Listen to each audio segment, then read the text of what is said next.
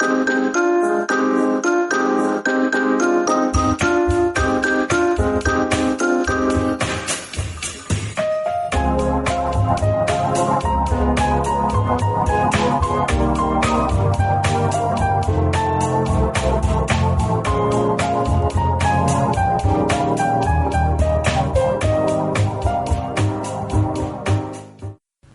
and welcome to the Weekly Stuff Podcast with Jonathan Lack. And Sean Chapman. We are here to talk about stuff. Sorry for missing last week. Just a combination of me being super busy and not a whole lot going on. And I was actually, honestly, part of why I was busy was researching some of the topics we're going to do this week. Yes. But we are back, and in fact, this will be a 2-podcast week. Yes, to make up for the week we lost. Yes, so episode 137, which is what you're listening to now. This is a grab bag episode. We love these. Yes, it is why this podcast is named the way it is. Yes, the weekly stuff. I mean, we're going to be talking about things like the Captain America Civil War trailer, which this is...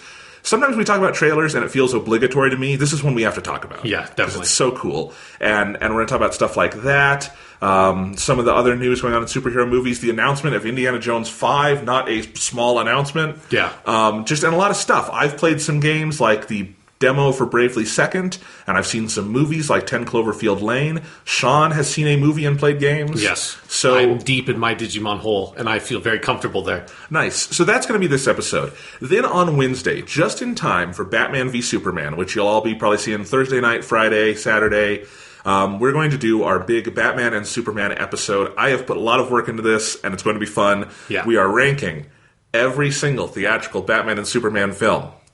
There are many of them. We should specify you're the one who ranked them. I'm the one who ranked them. I think you're going to generally agree with my rankings. Probably, because we have very similar opinions on those movies. And you've seen most of them, so it's really just an excuse to talk about all of them. Yeah.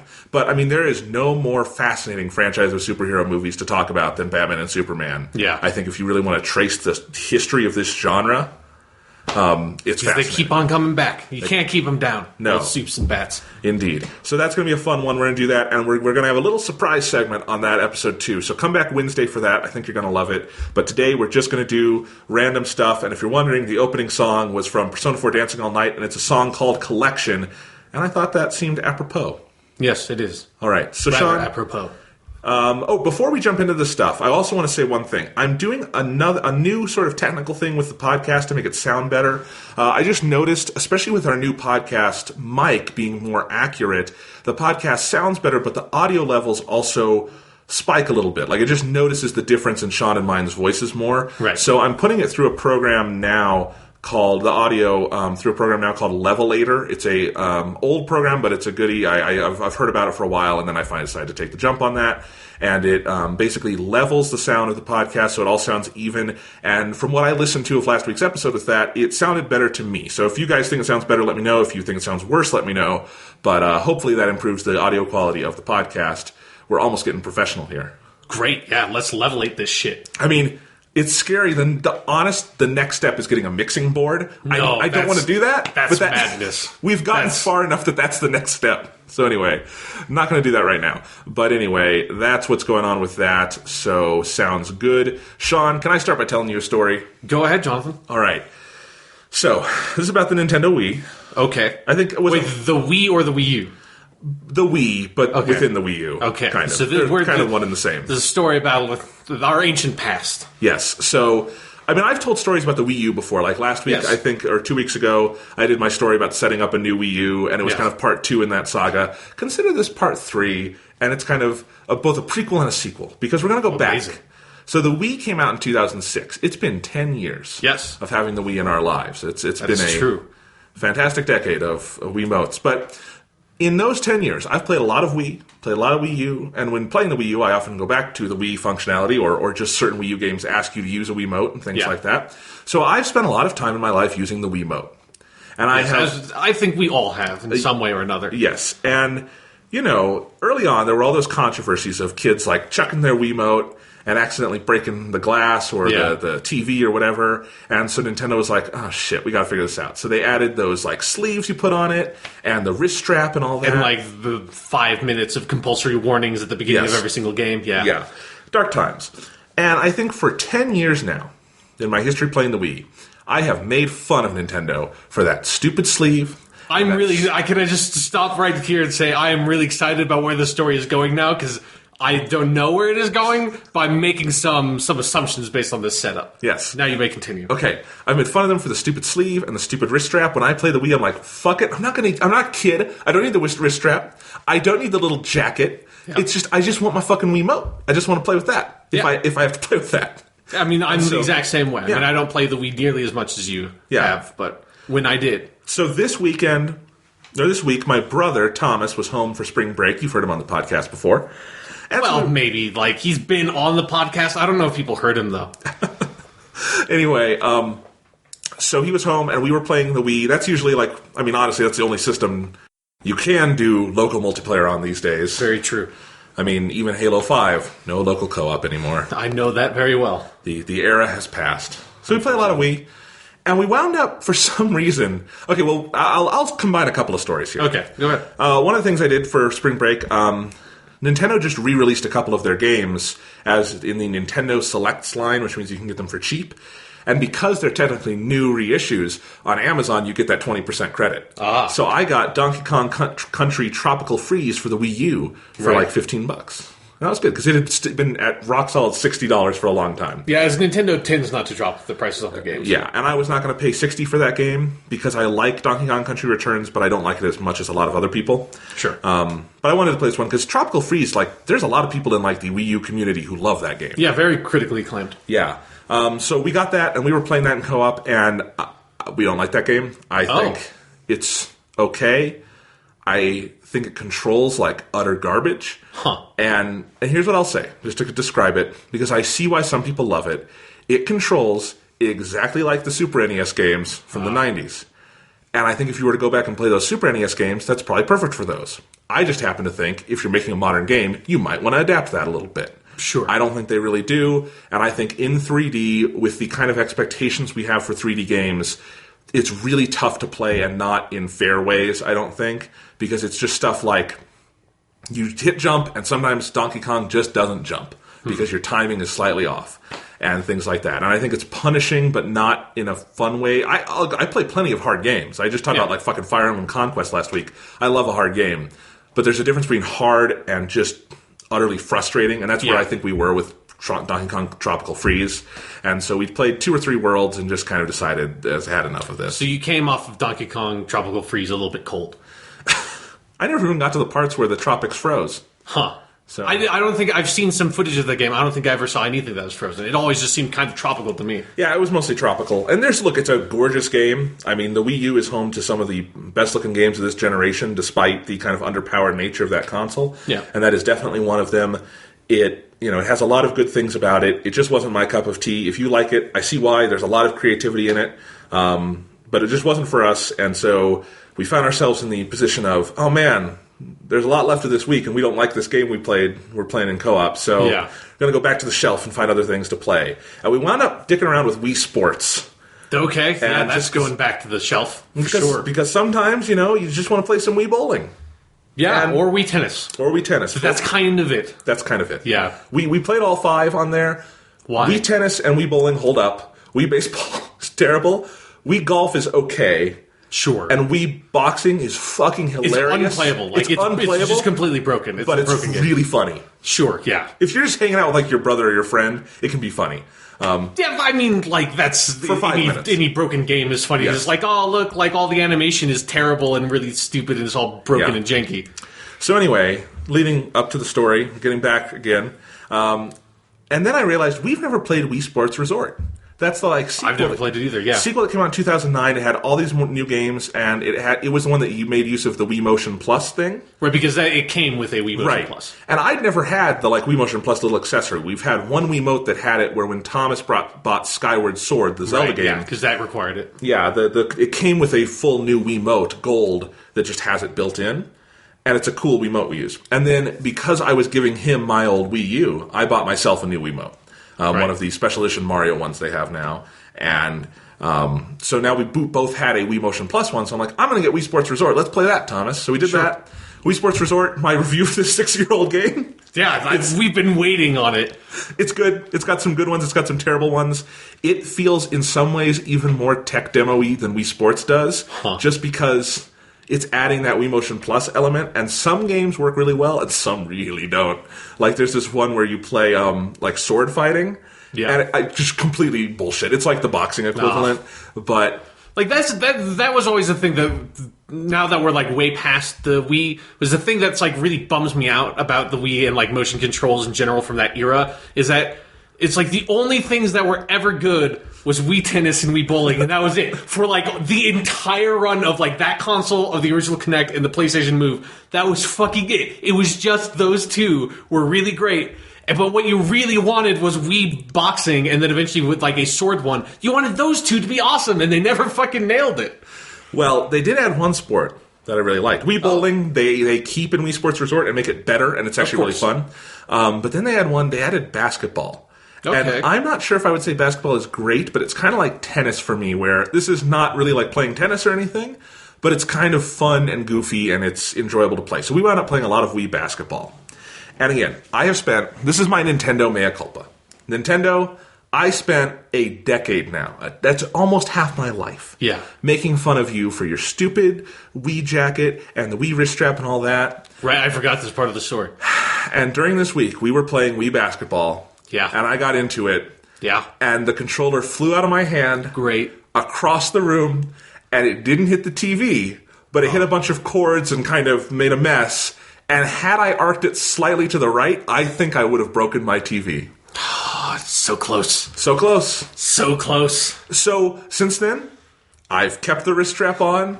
I had actually not taken the jacket off because the new one I bought, just the jacket was already on it, and it was red, so I'm like, it's kind of cool. And I had left it on there, and maybe the jacket would have stopped it from breaking the TV, but it would have at least... I threw it hard. Yeah, I find that questionable, because that is the one thing about the Wii that, like, the Wiimote thing that I do understand, is that if you are, like, really into playing Wii Tennis, you're not thinking about the consequences of potentially the remote slipping out of your hand. Yes. And so if you're swinging that thing and it slips out of your hand, it is going to go really fucking fast. I mean, what I did is, because, Wii basketball, I'm going to show you kind of raise your hand and, like, exactly like you would throw a free throw or something. Yeah. You just have one hand under, and I don't do that with the Wiimote, but kind of with the other hand, you do the kind of chuck, like you're ringing a bell or something. Yeah. And you throw it. Shooting a basket. You're shooting a basket, and I shoot the basket, and the Wiimote just goes, and I threw it fucking hard. And you shot that fucking basket. I shot that fucking basket. Like, I ran over, picked it up from the rubble, and it had, like, shaken all this dust loose. Like, my Wiimote looked like it had been in a fucking dusty drawer. So much dust shook loose from the wall. Great. So, Nintendo, it's been a long time coming. Mea culpa. That was one thing I probably shouldn't have made that much fun of you for, because there was a method to that particular madness. Sure, yeah. Hey, kids, wear the strap. It's for your protection and for your TV's protection. Yes. And those things are fucking expensive. And to be fair, if I were going back and playing, like, Metroid Prime, probably don't need the wrist strap. I don't know what you would be doing in that game that would ever cause you to throw that controller. But if you got frustrated in a boss fight, you might be happy. Yeah, that's what I was thinking. It's like when I was playing Twilight Princess, if I was going to go back and try to finally finish that game, like 6 years later, I would definitely wear the wrist strap in case of, like, just fuck this game, and potentially throwing the remote at my TV. Nice. My brother did play Twilight Princess HD. He had that, played the whole thing. I have not played it, but I watched him play some of it. Good looking game, not an HD remaster on the par of, like, Wind Waker, although Wind Waker, I think, is just a better looking game overall. I mean, yeah, it's just like Wind Waker's going to clean up a lot nicer than Twilight Princess is going to. Twilight Princess looks like a really good HD remaster of a GameCube game, and I think that's okay. I don't think it needs to be any more than that. And Thomas said they definitely improved on some things, and it plays well and all that. Apparently the dungeon that you can only access with the Wolflink amiibo is not all that special, so I don't need to worry about that. Looking into it, and it seems like it's just a, like, combat trial thing, which is the last thing you want from a Zelda game. Right. Yeah. Yeah. Zelda games do many things well. Combat is not particularly one of them in that sense. Yeah, no, it's not. Anyway, so that's my only other reports on Nintendo stuff. I have some other... I guess I have one other Nintendo game I can talk about. I'll just do that now and then... Go ahead, yeah. So, in terms of a newer game, not fucking Wii Sports or Donkey Kong Country Tropical Freeze. Yes, or Wii Sport Resort. Yes. So the demo came out for Bravely Second End Layer last week. Still a great title. It's a great title. This is the sequel to Bravely Default, the hit JRPG that came out in the US in 2013, but in Japan in 2010 or 2011. It had been out for a while by the time it came out to America. So it feels like this is like, all right, we're getting a sequel right away. In Japan, they're like, It's been years. Yeah. Anyway, and they did something really special for the Bravely Second demo. It is not just, here's a slice of content from the main game. It is its own sub-campaign called The Ballad of the Three Cavaliers. Great. So, Bravely Second, End Layer, special demo version, The Ballad of the Three Cavaliers. That's a title screen. That's a title screen. And it's great. Basically, it kind of sets up the plot for Bravely Second, where one of your characters from the first game, Agnes Oblige, these games have the best names, they're taking it up a notch in Bravely Second. But Agnes Oblige, she has become the Pope of the Crystal Orthodoxy. Okay. Which, Sean, again, you would love these games. There's a whole religion in these games dedicated to the crystals. They worship those fucking crystals. It's great. So Agnes, she's become the Pope of the Crystal Orthodoxy. You play as her three cavaliers, who are these three guys who sort of just, I guess, go around and do errands for her and things. And she has sent them on a mission, and so you they are out in this town. And from what I've seen of the demo, it all kind of takes place around this one hub town, and then you have a small, world map to go around and do things on. And you do a lot of quests, and you meet one of the main characters, one of the new main characters in Bravely Second, who is named Magnolia Arch. That's her name. Okay, that's Magnolia Arch. And she is kind of the setup for the plot is that the three cavaliers are waiting for a guide who is going to show them what Agnes wanted them to see, and Magnolia pretends to be that guide, not out of malice, she's just kind of trying to look for people to hang out with. Right. And so you wind up going and doing stuff together. It's a lot of, for this demo, it's a lot of just doing some questing and little story things, and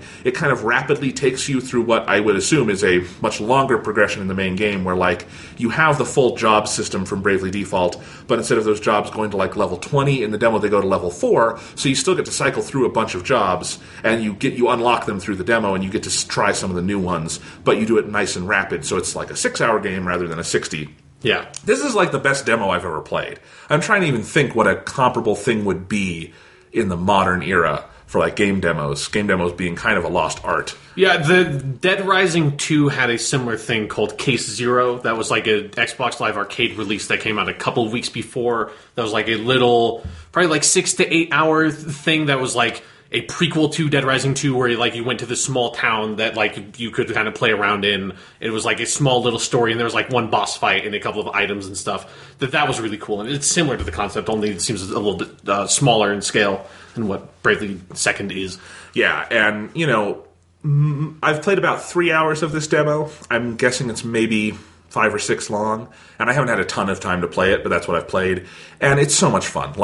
They have not changed a ton from Bravely Default, but the moment I picked this up, I remembered just how much I fell in love with Bravely Default. How just fucking polished to hell that game was. How many smart things it did with the JRPG formula. And immediately I was like, okay, this is what I want. It's, even if it was just more of the same, and I do think it makes some interesting changes, story stuff almost aside, I would be fine with that, because Bravely Default was so good, and getting to play more of it in new settings with new characters, that's almost all I require. I don't need 10 Bravely Default games, but getting a second that is kind of similar, that's great, and I think it's going to be a fantastic game. But these games just do so many things well. I love that battle system. I love all the little things they just put in there to make the JRPG experience a little smoother, like the encounter rate and auto battle, which they've enhanced. You can go into this menu within the battles or outside and set all your auto battle commands. You have 4 slots, so when you select auto battle, it doesn't just do what they did last. You have 4 possible sets of commands they'll do, which is really smart. That's a really cool thing. When you win a battle in one turn or less, you can immediately take an option to do a second battle that'll pop up and give you 1.5 experience. If you win that in one turn, you get to do a third, etc., etc. But it gets harder to do that every time, because if you're using your Braves and defaults, then you might run out of turns and immediately lose that one-turn opportunity. So you have to be really strategic if you want one battle to extend to 4 and get 2x experience ultimately. So it's it adds to that aspect where grinding is both easy but also fun and strategic. There's no game where I feel like grinding is more fun than Bravely Default, because there's an element of strategy to it, the way they've instituted it, and they've definitely enhanced that in Bravely Second. And then other things that I think they've improved, the demo is only available in English. The full game will be in English, Japanese, French, all of the languages, with English text.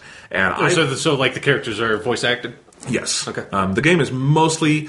Bravely Default was mostly fully voice acted. There are small support conversations that are not, but everything in the main game is fully voice acted. And in Bravely Default, I thought the dub was kind of a typical Square Enix dub, and I wasn't all yeah. that into it, so about 2 hours in I switched it to Japanese and never looked back. But having to play the dub for Bravely Second, they have upped their game. It is a much better dub than Bravely Default had. Maybe when we get into the full game and some of those returning characters come back, I could feel differently. But these are mostly new characters in Bravely Second, and the voice acting is fantastic. They really just, those three Cavaliers have a very clear sense of personality. There's a certain weight to the voice acting this time. I think Magnolia Arch, her voice acting is fantastic. And Agnes, who is coming back from Bravely Default, I thought she did like that actress, I don't know if it's the writing, the direction, it's just better this time around. And I might feel like I just want to play the full game in English, which would make sense. It's, it would be just as easy.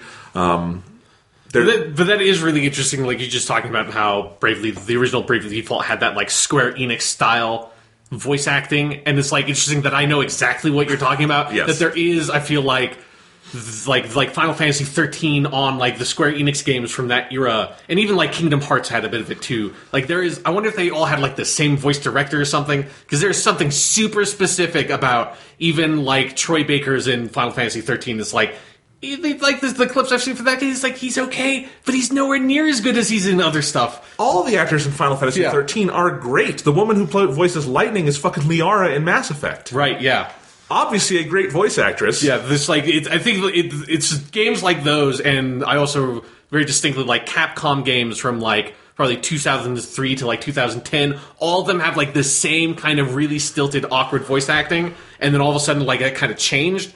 It's like there's got like I feel like it has to be a voice direction thing. Yes, it's so rare that you can kind of like feel like you can see that part of a game's development that it's like, oh, that's where this has clearly gone awry, is somewhere in like the voice direction department. It's like someone is not telling these voice actors like what they need to know to be able to play these characters and make these lines sound right in the appropriate context. Exactly. And I wonder if there's just been some kind of turnover, because I'm really enjoying the dub for Bravely Second. Nice. To the point where you can just skip through the dialogue, and typically if there's a game where they let you skip through dialogue, I frequently do that, even if you can listen to it also. I even do that in The Witcher 3 a lot, frankly. Not like in main cutscenes and stuff. Yeah, but just, like in small side quests. Right. Yeah, sure. I would do that, and I'm not doing it as much here. And I did it a lot in Bravely Default, in part because I read the dialogue, they're talking in Japanese anyway, I don't need to hear the whole thing. Yeah. But this, I've been incentivized to listen to more of it, and I think that's the biggest kind of thumbs up I can give it for that reason on the dub side. So I'll see. I'm definitely going to play at least the first few hours of the full game in English just to hear if that continues on to the main game. And I'm interested if these three characters, the three Cavaliers, I haven't gotten to the end of this demo, but I want to see how that kind of links into the main game and if those characters recur, because I know the main party in Bravely Second is a mix of returning characters from the first game and some new people, and I think that's a good idea probably to have kind of a mix. And it's just all signs point to yes on this one. The demo is great. If you have a 3DS and you're interested at all, you should play it. You do not have to have played Bravely Default to enjoy this demo. I have heard that Bravely Second, the full game, does require some knowledge of the first game, but if you just want to know if you would like these games, that demo is free, and it's a really substantial chunk of context. It's a good JRPG on its own, just as a little 6-hour experience, and it's totally free, and I think that's one of the cooler things I've seen a Nintendo game do in a while. So that's what I would say about that. That is fantastic, a lot of fun with that. And the other game I have played in terms of Jonathan catches up on old games is I finally sat down with the Nathan Drake collection again on PS4 and played Uncharted 2 in its entarity. Yeah, that's a good game. Yeah. I'm not going to say a ton about it now because we're going to do a full Uncharted episode closer to Uncharted 4, and we're going to talk about all the games. But it's a really good game. Yes, it is, for sure. And I think I will even have more to say about it when we talk about Indiana Jones 5, because I came to a point in Uncharted 2 where I realized, I don't ever need to see another adventure movie again, because Naughty Dog fucking cornered the market in video games, and it's better here than it's ever been in movies, in some ways. Yeah. Hot damn. Uncharted 2 has a lot of flaws. I will say I probably agree with you a lot on the areas where that game fails. Yeah. But where it succeeds, what those games do well, I'm not sure I've ever seen another set of video games do those things better. Yeah, no, I completely agree with you. Yeah. I think there's something very special about that Naughty Dog style of storytelling. Here's the other fun thing about playing Uncharted 2 is you start to see the seeds of The Last of Us. Yes. With the, climbing up to get the ladders, and the way movement becomes more of a thing, and just the way there's a lot of just kind of quieter sections where you're just in the environment. You can feel The Last of Us coming. Yeah. I love that. It's really fun to go back and do this, because there hasn't been a new Naughty Dog game since The Last of Us. We're waiting to see what is next, and I want to see how The Last of Us informs Uncharted 4. Yeah. Uncharted 2 also has, for my money, one of the best openings to a game ever. Yes. All the stuff on the train that's that's in medias res, and then you kind of go back. It's like that in Mass Effect 2. So for some, there was a couple of twos in that a couple of years there. That's those are the best openings that any video game has had. It's still amazing. Still amazing. That whole game, really, really good, and I cannot wait to play Uncharted 3. I'm really excited to hear what you have to say about 3. I'm so excited, because I think Uncharted 2 drops the ball a little bit near the end, and I would love to see if 3 is one where I feel like I love the whole thing. And I think, from what I've heard, the people who seem to be really into these games love Uncharted 3. So Uncharted 3 is my favorite. Nice. So 3 has got some insane, if you think insane set pieces happen in Uncharted 2, you have no fucking idea. And that's the crazy. Places Uncharted 3 goes is holy shit. That's crazy, because the train set piece in Uncharted 2, it's pretty crazy. 2 hours of gameplay. It's one of the best choreographed action scenes I've ever seen, movie, game, whatever, and you're telling me they one-up it. That's incredible. Yeah, there's one particular section in Uncharted 3 I'm really excited to talk about. I just think if those games make those kind of quality leaps just in the PS3 generation, how good is Uncharted 4 going to be? Yeah. Fucking crazy. I'm very excited for that. But let's go ahead. Sean, those are my video game stories from this week. What video game stories do you have? Well, as I said at the top of the show, I am deep, deep in my comfortable, warm little Digimon hole that I've been in for a while. That I'm still... And this has been a 2-week break, and I am still playing Digimon Story Cybersleuth. I'm not playing it at the same clip I was before, because I've basically for a while, actually probably for a week now, I have been at the end of Chapter 19. There are 20 chapters in the main story progression, and then there's a New Game Plus, and I think there's stuff you can do afterwards. But basically, when you reach the end of Chapter 19, you hit a point in the story that's one of the most overt instances I've seen in the game in a while, where they're just hey, if you go through this thing, that's going to be the end of the game. So if you have other stuff you want to do, you should probably go do other stuff. And it's and if you want to go do that other stuff, go talk to that person. They will teleport you back to your hub base. It's just go do that. And so, at the end of Chapter 19, they basically unlock a series of really, really brutally difficult side quests that you need to progress through sort of linearly, because they're called the Great Challenge Cases, and I think there's 8 of them, and I'm on Great Challenge Case 3, because you have to do a couple of hard ones before you unlock the Great Challenge Cases proper. But they're basically really intensely difficult boss fights that you have to beat, and then when you beat them, you unlock the ability to evolve to whatever really difficult Digimon you just had to beat in the boss fight. And so I've also been playing the game on hard mode, and I refuse to step it down, because if I stepped it down, I would just walk through the rest of the game, because my Digimon are ridiculously powerful at this point. And you were just talking about, with Bravely Default and Bravely Second, how grinding and that being really fun. I have gotten to this point in Digimon where I have basically only been grinding. I have been... because the boss fights are really difficult, but once I actually feel like I'm ready to fight one of the bosses, it's probably 10 to 15 minutes. Actually, I did one earlier today that was probably took me about 30 minutes total of going in with different party configurations, trying to figure out how to win this fight, because they basically feel like puzzles that are that you just need to figure out, how am I going to get the turn order in my favor? What Digimon do I have that can do enough damage against this guy? Because there's so many different configurations of do I want to... It's I need to use magic attacks, and it would be great if it was a dark attack, but this Digimon I have doesn't have a dark attack. It has a magic attack that does a lot of damage. It has a way higher intelligence stat. It's this game has become completely, for the past week for me, just been building up my Digimon, and I've set out on a quest that now I have the game on remote play here, and I just want to show Jonathan really quick here, what my Digimon situation is at. So you can see here, this is just my party that I have in my thing that I've kind of emptied it out into a list that like I'll show you, but you can see here with a level. Oh my god! Can't take note of the level. That's like the max level is 99.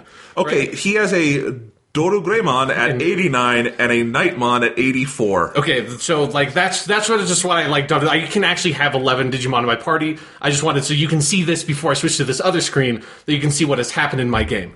So I'm going to go left here, and now you can see I've got. Oh my god! I'm just going to start scrolling down for a little bit here. Sean has a fully scrollable list of 99 level Digimon. He's been scrolling the entire time I've been talking. Yep. We're still not through it. Jesus Christ, Sean, this is getting ridiculous. And you should note that these are all, like, mega grade Digimon, or there's a couple of ultra ones. So this is, like, all that you've seen so far are all, like, the kind of the best Digimon you can have in the game. Oh, my God. Class. 99, 99, 99. I should be at the bottom of the list soon. And there we go. These are guys I'm going to evolve soon. So 89 and 44. Yeah. So You're slacking there on the 44. Well, I mean, they're at this. Basically, he's at a point where I could evolve him if I had something I needed to evolve him into. So I have a couple of level 1s at the bottom of the list I need to evolve. But so I probably have about 60 level 99 Digimon. Oh my god! That are at that like basically that I can't evolve them into anything higher. Like they're at the top of what they can be, and that's where I am with the game. That and then that's like, and even having all of that, that's not like that's not like, oh, I walk into the boss fight and I just like take care of it. Like the reason why this situation is where it is right now is because I went to my first great challenge case, or even I went to the one right before you actually get to those cases, and I was like, I can't win this boss. Like this is just like this enemy, like this boss's speed stat is literally so high that like there is a like turn order thing that looks like what Final Fantasy X has on the right of the screen, and I can't even see where my turn comes up next because he has so many turns in a row from his speed stat. So yeah, that's basically what I've been doing with Digimon Story Cybersleuth, and I should say it's been a lot of fucking fun because they make it really easy to grind in the game if you. And when you're at the point where I am in the game, like it does not feel like an exploit. Where I have 3 Digimon that are called Platinum Numamons. That they're basically just like piles of shit. It's like the highest grade pile of shit Digimon. Like it's a great monster design, but they have an ability that increases the amount of XP you get in a battle. And then you can also find items that like you can equip onto them, and they can each equip 3 items per Digimon. That also called Tactician USBs that also increase the amount of XP you get in a battle, and that makes it so that I can basically level up my entire party about 45 levels if they are all at level 1 in one fight.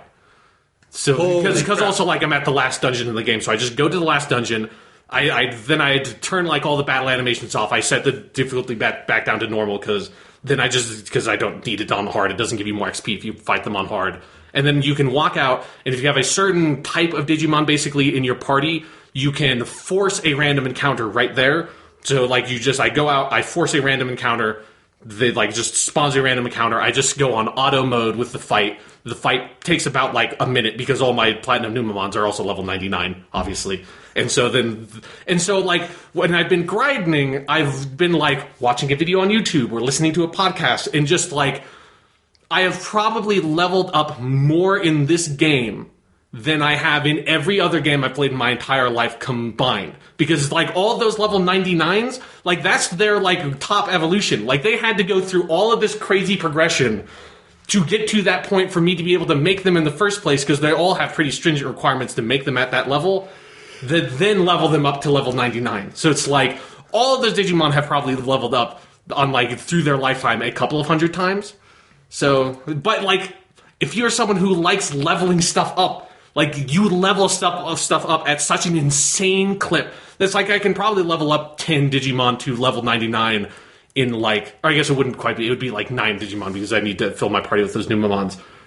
I could level them up to level 99 in probably like 10 to 12 minutes. So it's not that huge undertaking, but it's like, but you have to have the willpower to decide to go do it.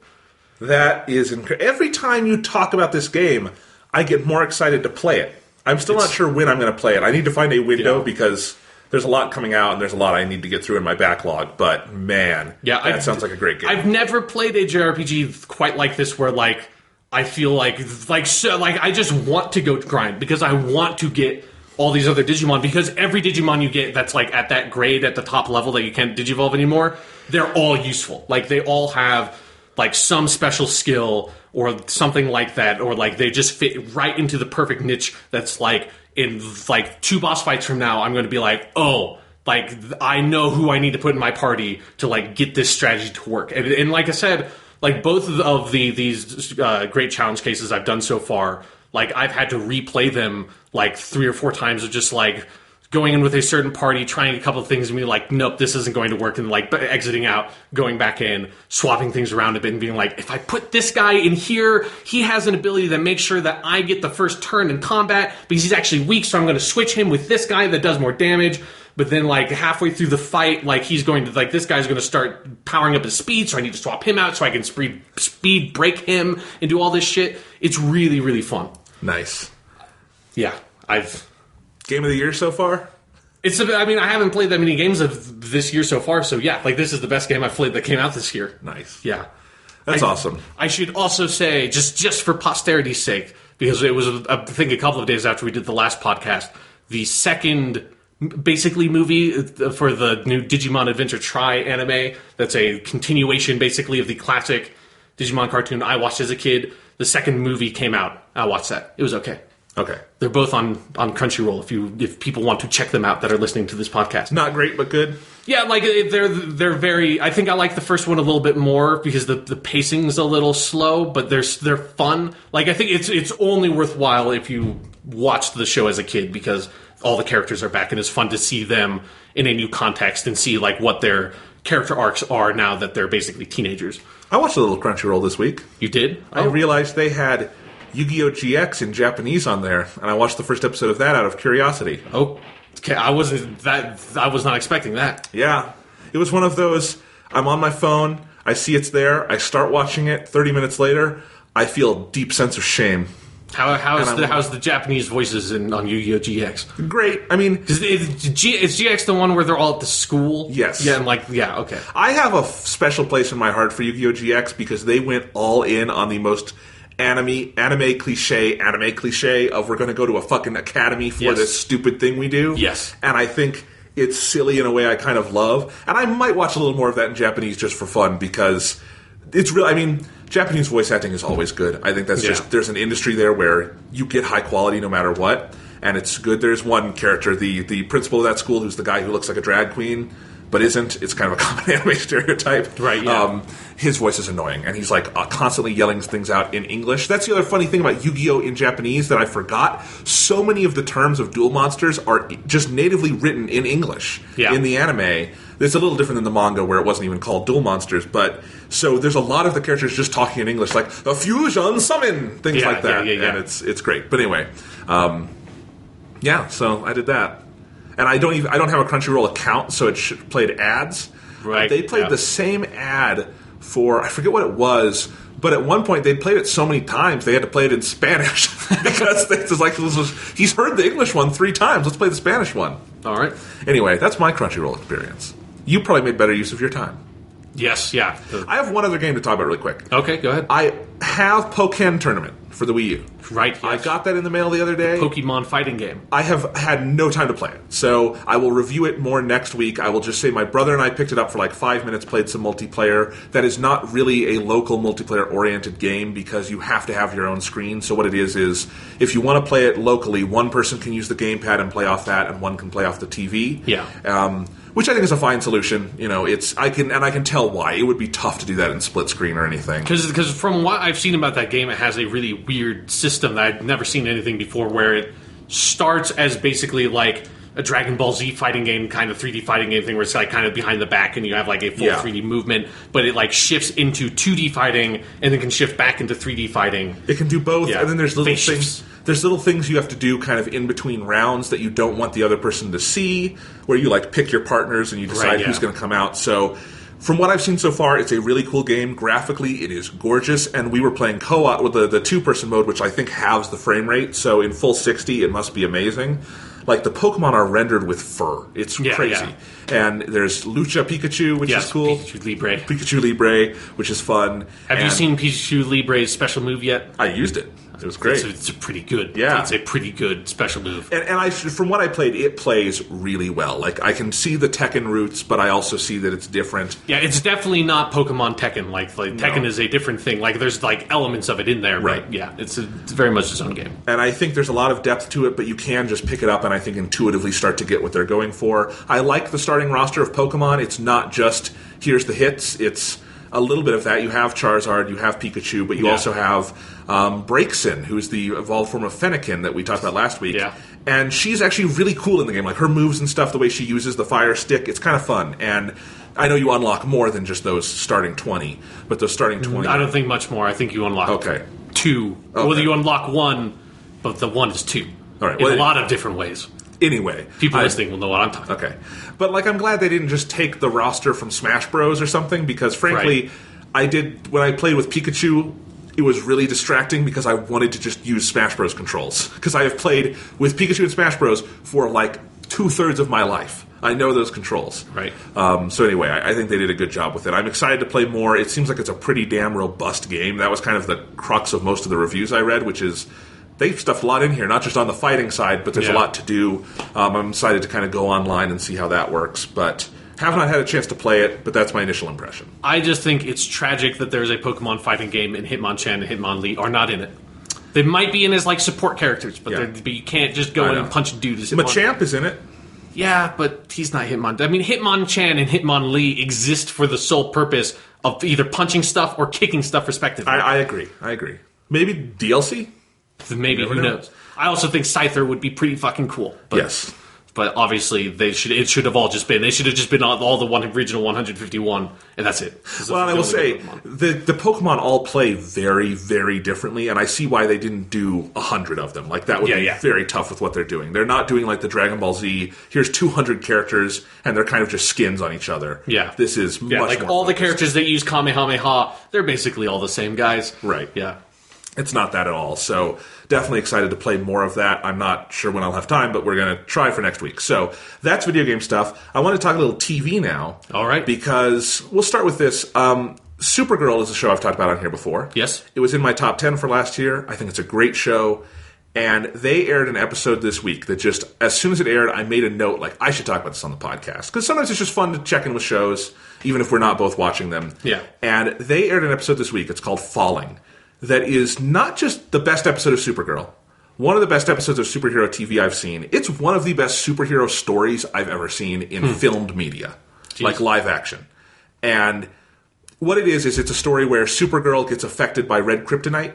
And so as Kryptonians tend to. Yeah. By the way, I love that we're still one season in and they're to red kryptonite. That's great.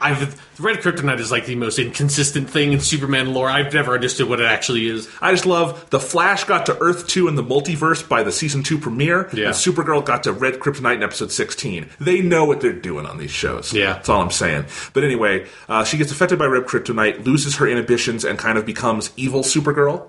And that is a really common trope in superhero fiction. Yes, it has been done for every superhero ever, probably a couple dozen times. And would you agree with me that when it's done, it's usually done pretty half-assed? Sure. Yeah. I mean, I can't even count the number of times I've seen like alternate universe Supermans who have killed Lex Luthor or something and taken over his universe. But just like the basic story where like the superhero, same person, but they go bad for a week. Yeah. And there are actual ramifications to that I feel like most of these stories don't fully explore. Yeah. The obvious example is Spider-Man 3, and that they do Dark Peter, and they half-assed that so hard.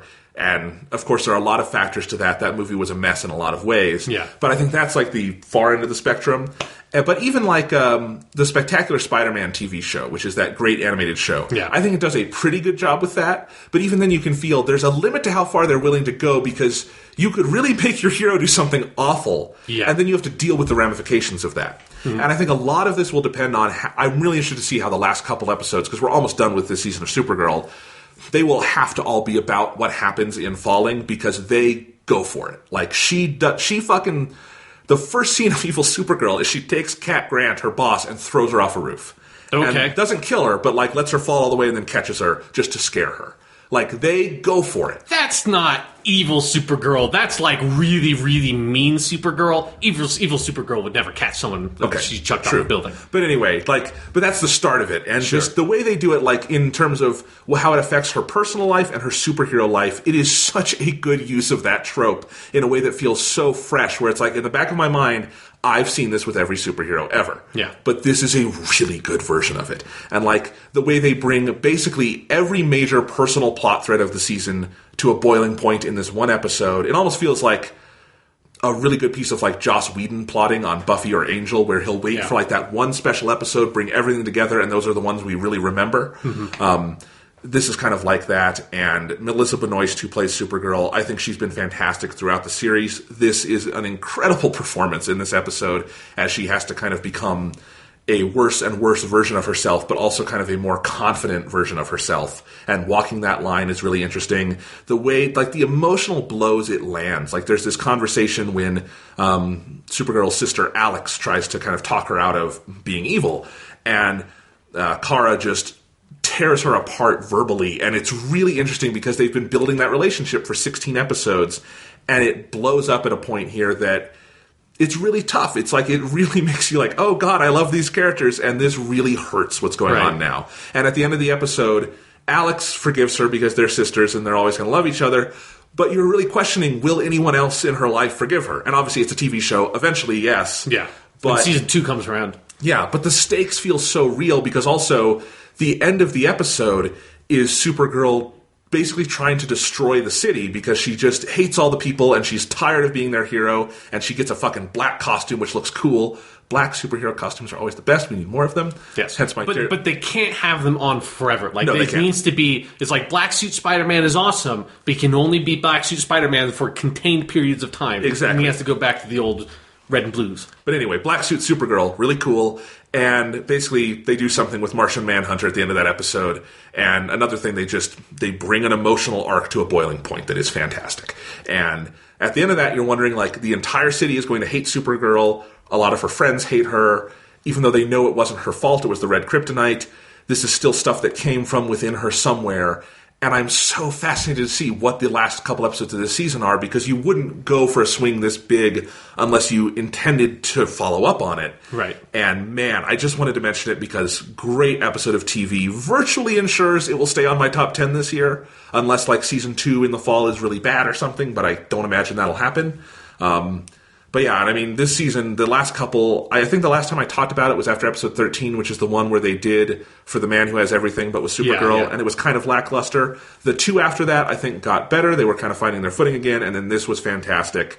In 2 weeks, they're going to have that Flash crossover where the Flash is finally going to be on Supergirl, so I assume that will be great, because on the Flash and Arrow, those tend to be the best episodes, are their crossovers. And I haven't seen Arrow. Yeah. I've seen like half of season 1, and so I don't even know who half the characters are by the time of those crossovers, but I love those crossovers, so I'm sure that'll be great. But, it's possible for the next few weeks we might have to throw some shit at DC if Batman v Superman is really bad, but this is just your weekly reminder. They know what they're doing on TV, and sometimes they really know what they're doing. So, yeah. Nice. But speaking of superhero TV shows... Yes. Daredevil Season 2 is out. Yes, it dropped, I think, yesterday. We're recording this on a Saturday, so it's only been out for like 24 hours. So I have not had time to watch any of it. You saw 2 episodes? Yeah, I watched the first 2 episodes last night. I haven't had time to watch anything else yet. And I really like it. Like, it's hard to make a judgment like on how the whole season is going to be, obviously, but it's still like hitting at that really high quality bar that Daredevil Season 1 was. It very much feels like a continuation of that show. And like the main thing that like when... Because I haven't watched it, like, I haven't gone back and, like, rewatched any episodes of the first season since that came out.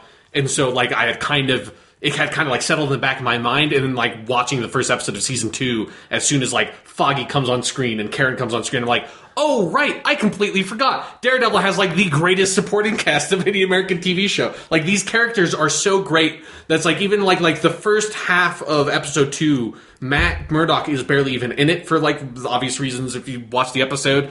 But then they're, like, focusing on Karen and Foggy stuff, and you don't even really notice because it's, like, their storylines and those characters are so engaging and so integral to what that show is. There's like when we cut back to the Matt plot, I was like, oh fuck, right? Like this is Daredevil. This isn't just like Foggy Nelson goes and be's a really awesome lawyer all the time. I think one of the best episodes of season 1 is episode 3, and they do the same thing where Matt is with Rosario Dawson. Yeah, and the rest of the episode is Foggy and Karen doing their bar crawl, and that's one of my favorite parts of season 1. Yeah, there's some more of that stuff so far. And how do you like the Punisher? Yeah, he's really cool. Like, they've done a good job of not, like kind of keeping him in the shadows a bit. Like, he's been involved, obviously, because he's so far been set up as, I guess, the main villain. Like, he's sort of positioned as sort of a Kingpin-esque thing in terms of, like, there's this dude who's out there, and he is killing people. He is killing a lot of people in a very Punisher-like fashion. And there have been basically 2 fight scenes between Daredevil and Punisher so far. And they've been sort of like short, and they've been really good. I'm very excited to see where that goes. And the costume for Daredevil looks really good now that we're like really like seeing it more in full, where it was like just kind of at the very end of season 1. I really like how that costume looks. Yeah, and season 2 has new showrunners because Stephen DeKnight is off doing other things. So it's kind of a new regime in there. So it's glad that they've kept the quality, but maybe made some improvements visually and things like that. I'm excited. I will say, I've seen all like the trailers for season 2, and they're so fucking good. Like the marketing just for a season of TV, which you never even really think about, has been really good for this season. I was seeing a movie last night, and they had a trailer before the movie for Daredevil season 2, and I was like, I wish they would just play the episodes in a theater. I would pay to see that. Yeah, me too. Like they legitimately have better cinematography than most superhero movies. Yeah, they have they've kept the action scenes as like at that really high bar of quality, and I've been very happy about that. Well, we will definitely, I'll watch it, you'll watch the rest of it, and I don't think it'll be next week, but maybe in 2 weeks we'll do our full Daredevil Season 2 review. Yeah, that seems about right. And give everyone else time to see it, because I know the internet likes to make it seem like everyone just binge watches these. I don't think that's how most people do it. I don't think most people sit down and in one day do the whole show. Yeah, it's all of that stuff depends entirely on people's schedule, that it is... and it can be a little bit annoying when I generally really like the Netflix model of just, dumping stuff, because that's how I like to, when I have time to watch something, I just want to watch it, And it's because I don't know when I'm going to have time to, watch 6 episodes of Daredevil, but if I do have, an entire day free, it's and that's what I want to do. I want to go fucking do that. I don't want to, watch the one episode Thursday night and be like, well, I guess I have to wait another week and schedule my life around watching a TV show. But it is annoying when people online have binge watched it the night it launched, and then I'm looking on Twitter or something and see stuff that's don't tweet out spoilers about Daredevil episode 9 12 hours after the show dropped. I don't even know how you got to episode 9 already, you insane people. God damn it. I stopped watching House of Cards after season 2 because it's not that good a show. But for season 3 and 4, I just wanted to know how they ended. So as soon as both of those dropped, I just went to the finale and watched the last 5 minutes of both. Not eventful. Nothing happening on that show these days. Anyway, and I was like, yep, I did not need to watch this season. Nothing interesting happened. Okay, I'm done. It's a fun... If you don't like the show but you want to know what's happening, it's kind of fun to do it that way, too. Interesting. Yes. So anyway... Okay, so Sean, let's go through quickly here. I want to talk about a couple of movies. Okay. So you saw... There's a couple of movies in theaters we've been wanting to see, and I have not seen the one you saw, which is too bad because I want to see it. But you saw The Witch, which is this new horror movie. It played at Sundance last year, was a big critical hit, finally in theaters, and you really loved it. Yes, definitely.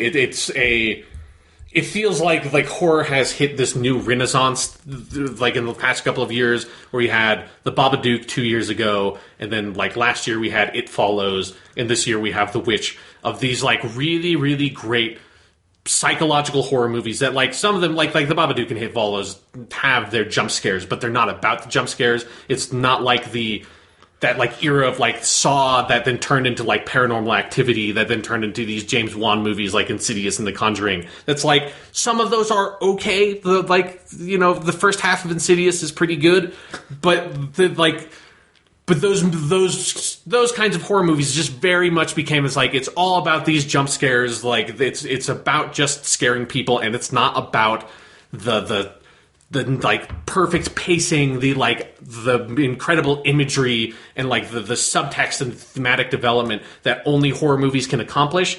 But then, when The Babadook dropped and then It Follows dropped and then now The Witch, it does feel like this renaissance to me of that sort of 70s style psychological horror films that are very much about using the language of horror film to develop a thematic idea and to sort of explore that. And horror movies only horror movies can explore certain ideas in certain ways, and that's what's really rewarding and fascinating about the genre. It's one of my personal favorites, but it's also really hard to find a good horror movie, you know? So, yeah, The Witch, I would recommend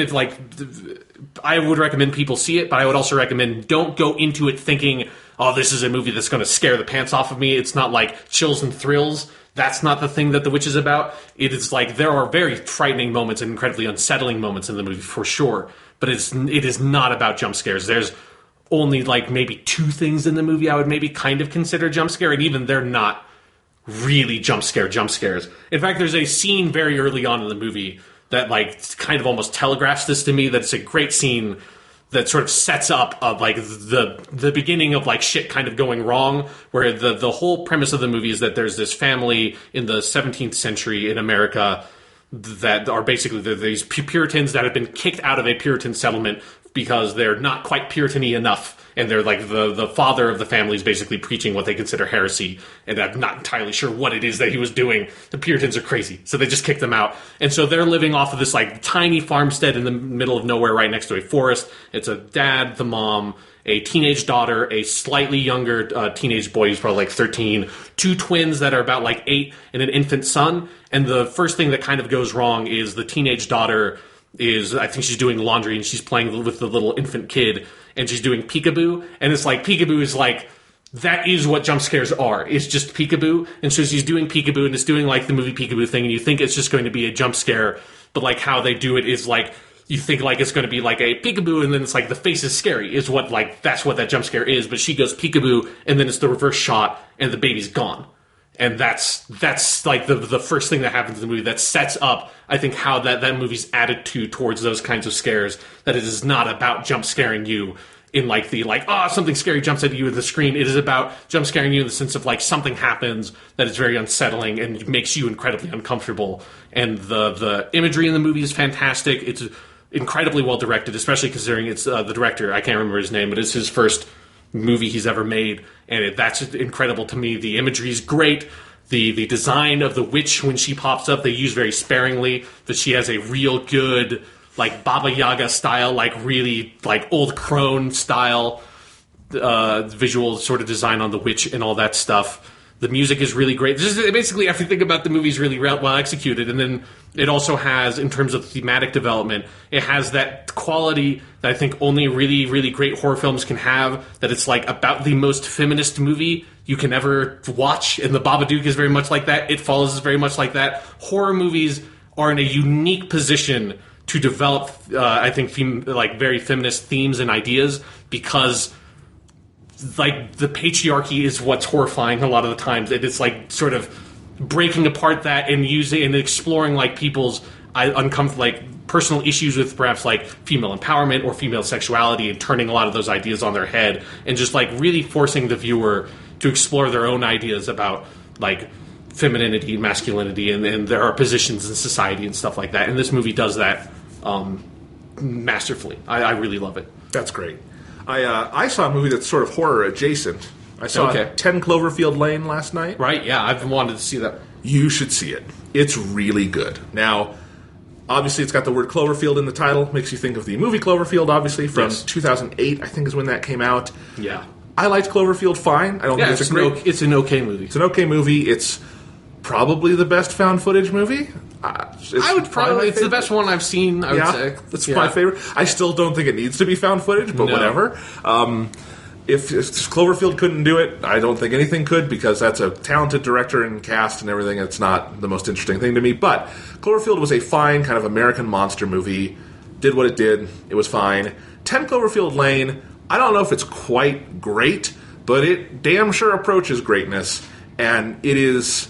like, if you want to consider it a sequel, that has to be the biggest fucking jump in quality between one movie and the next. And really, they're more of an anthology, kind of what it clearly is. And I hope Bad Robot and J.J. Abrams do more of this, of just taking a filmmaker, letting them do kind of a genre riff where there is something ambiguous and unsettling in the background, but really they're telling a more human-scale story with it.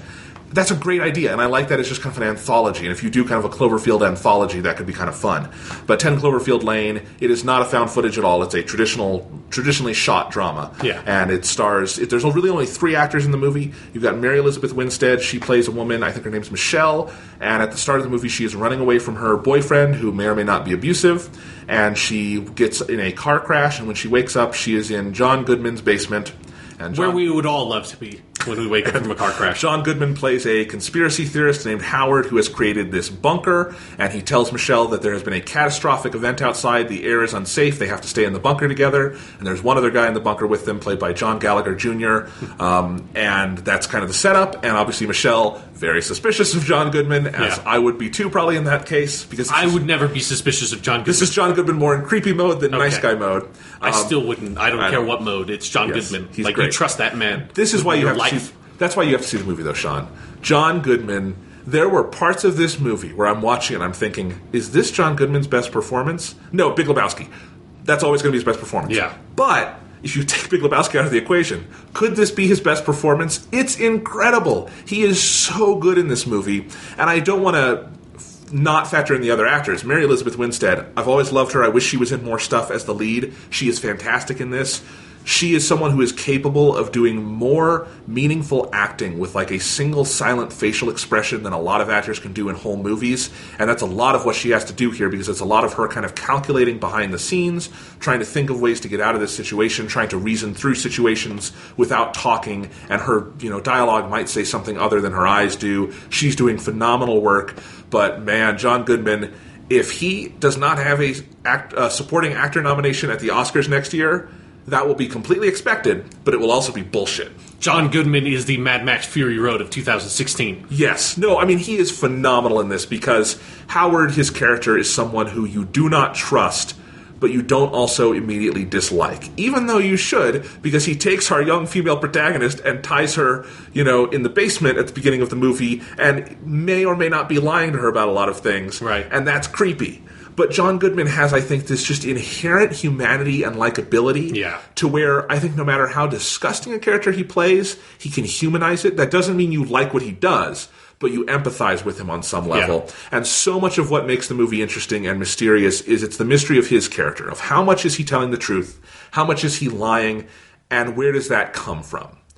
And I think I would love to talk to you about this movie, because the last 10 minutes go out on a particular limb. And it becomes kind of a different movie in the end. And I don't dislike what it turns into. I would just say the movie is very thematically pointed and nuanced for its first hour and a half, and those last 10 minutes go into broader allegory. And that's not bad. It's fine, and I think the final thematic point it makes is completely in keeping with what the movie is about. But there's also something where if this were just a small-scale psychodrama, which is mostly what it is, it's phenomenal at that. And then I think it goes for a bigger sci-fi thing at the end. It does have Cloverfield in its title. I don't think that's a spoiler. Right, They're going to do something with it. But, I like the lunacy of the last 10 minutes, and I love the psychodrama of the first 90. So overall, really great movie. Maybe film of the year for me so far. It is so good.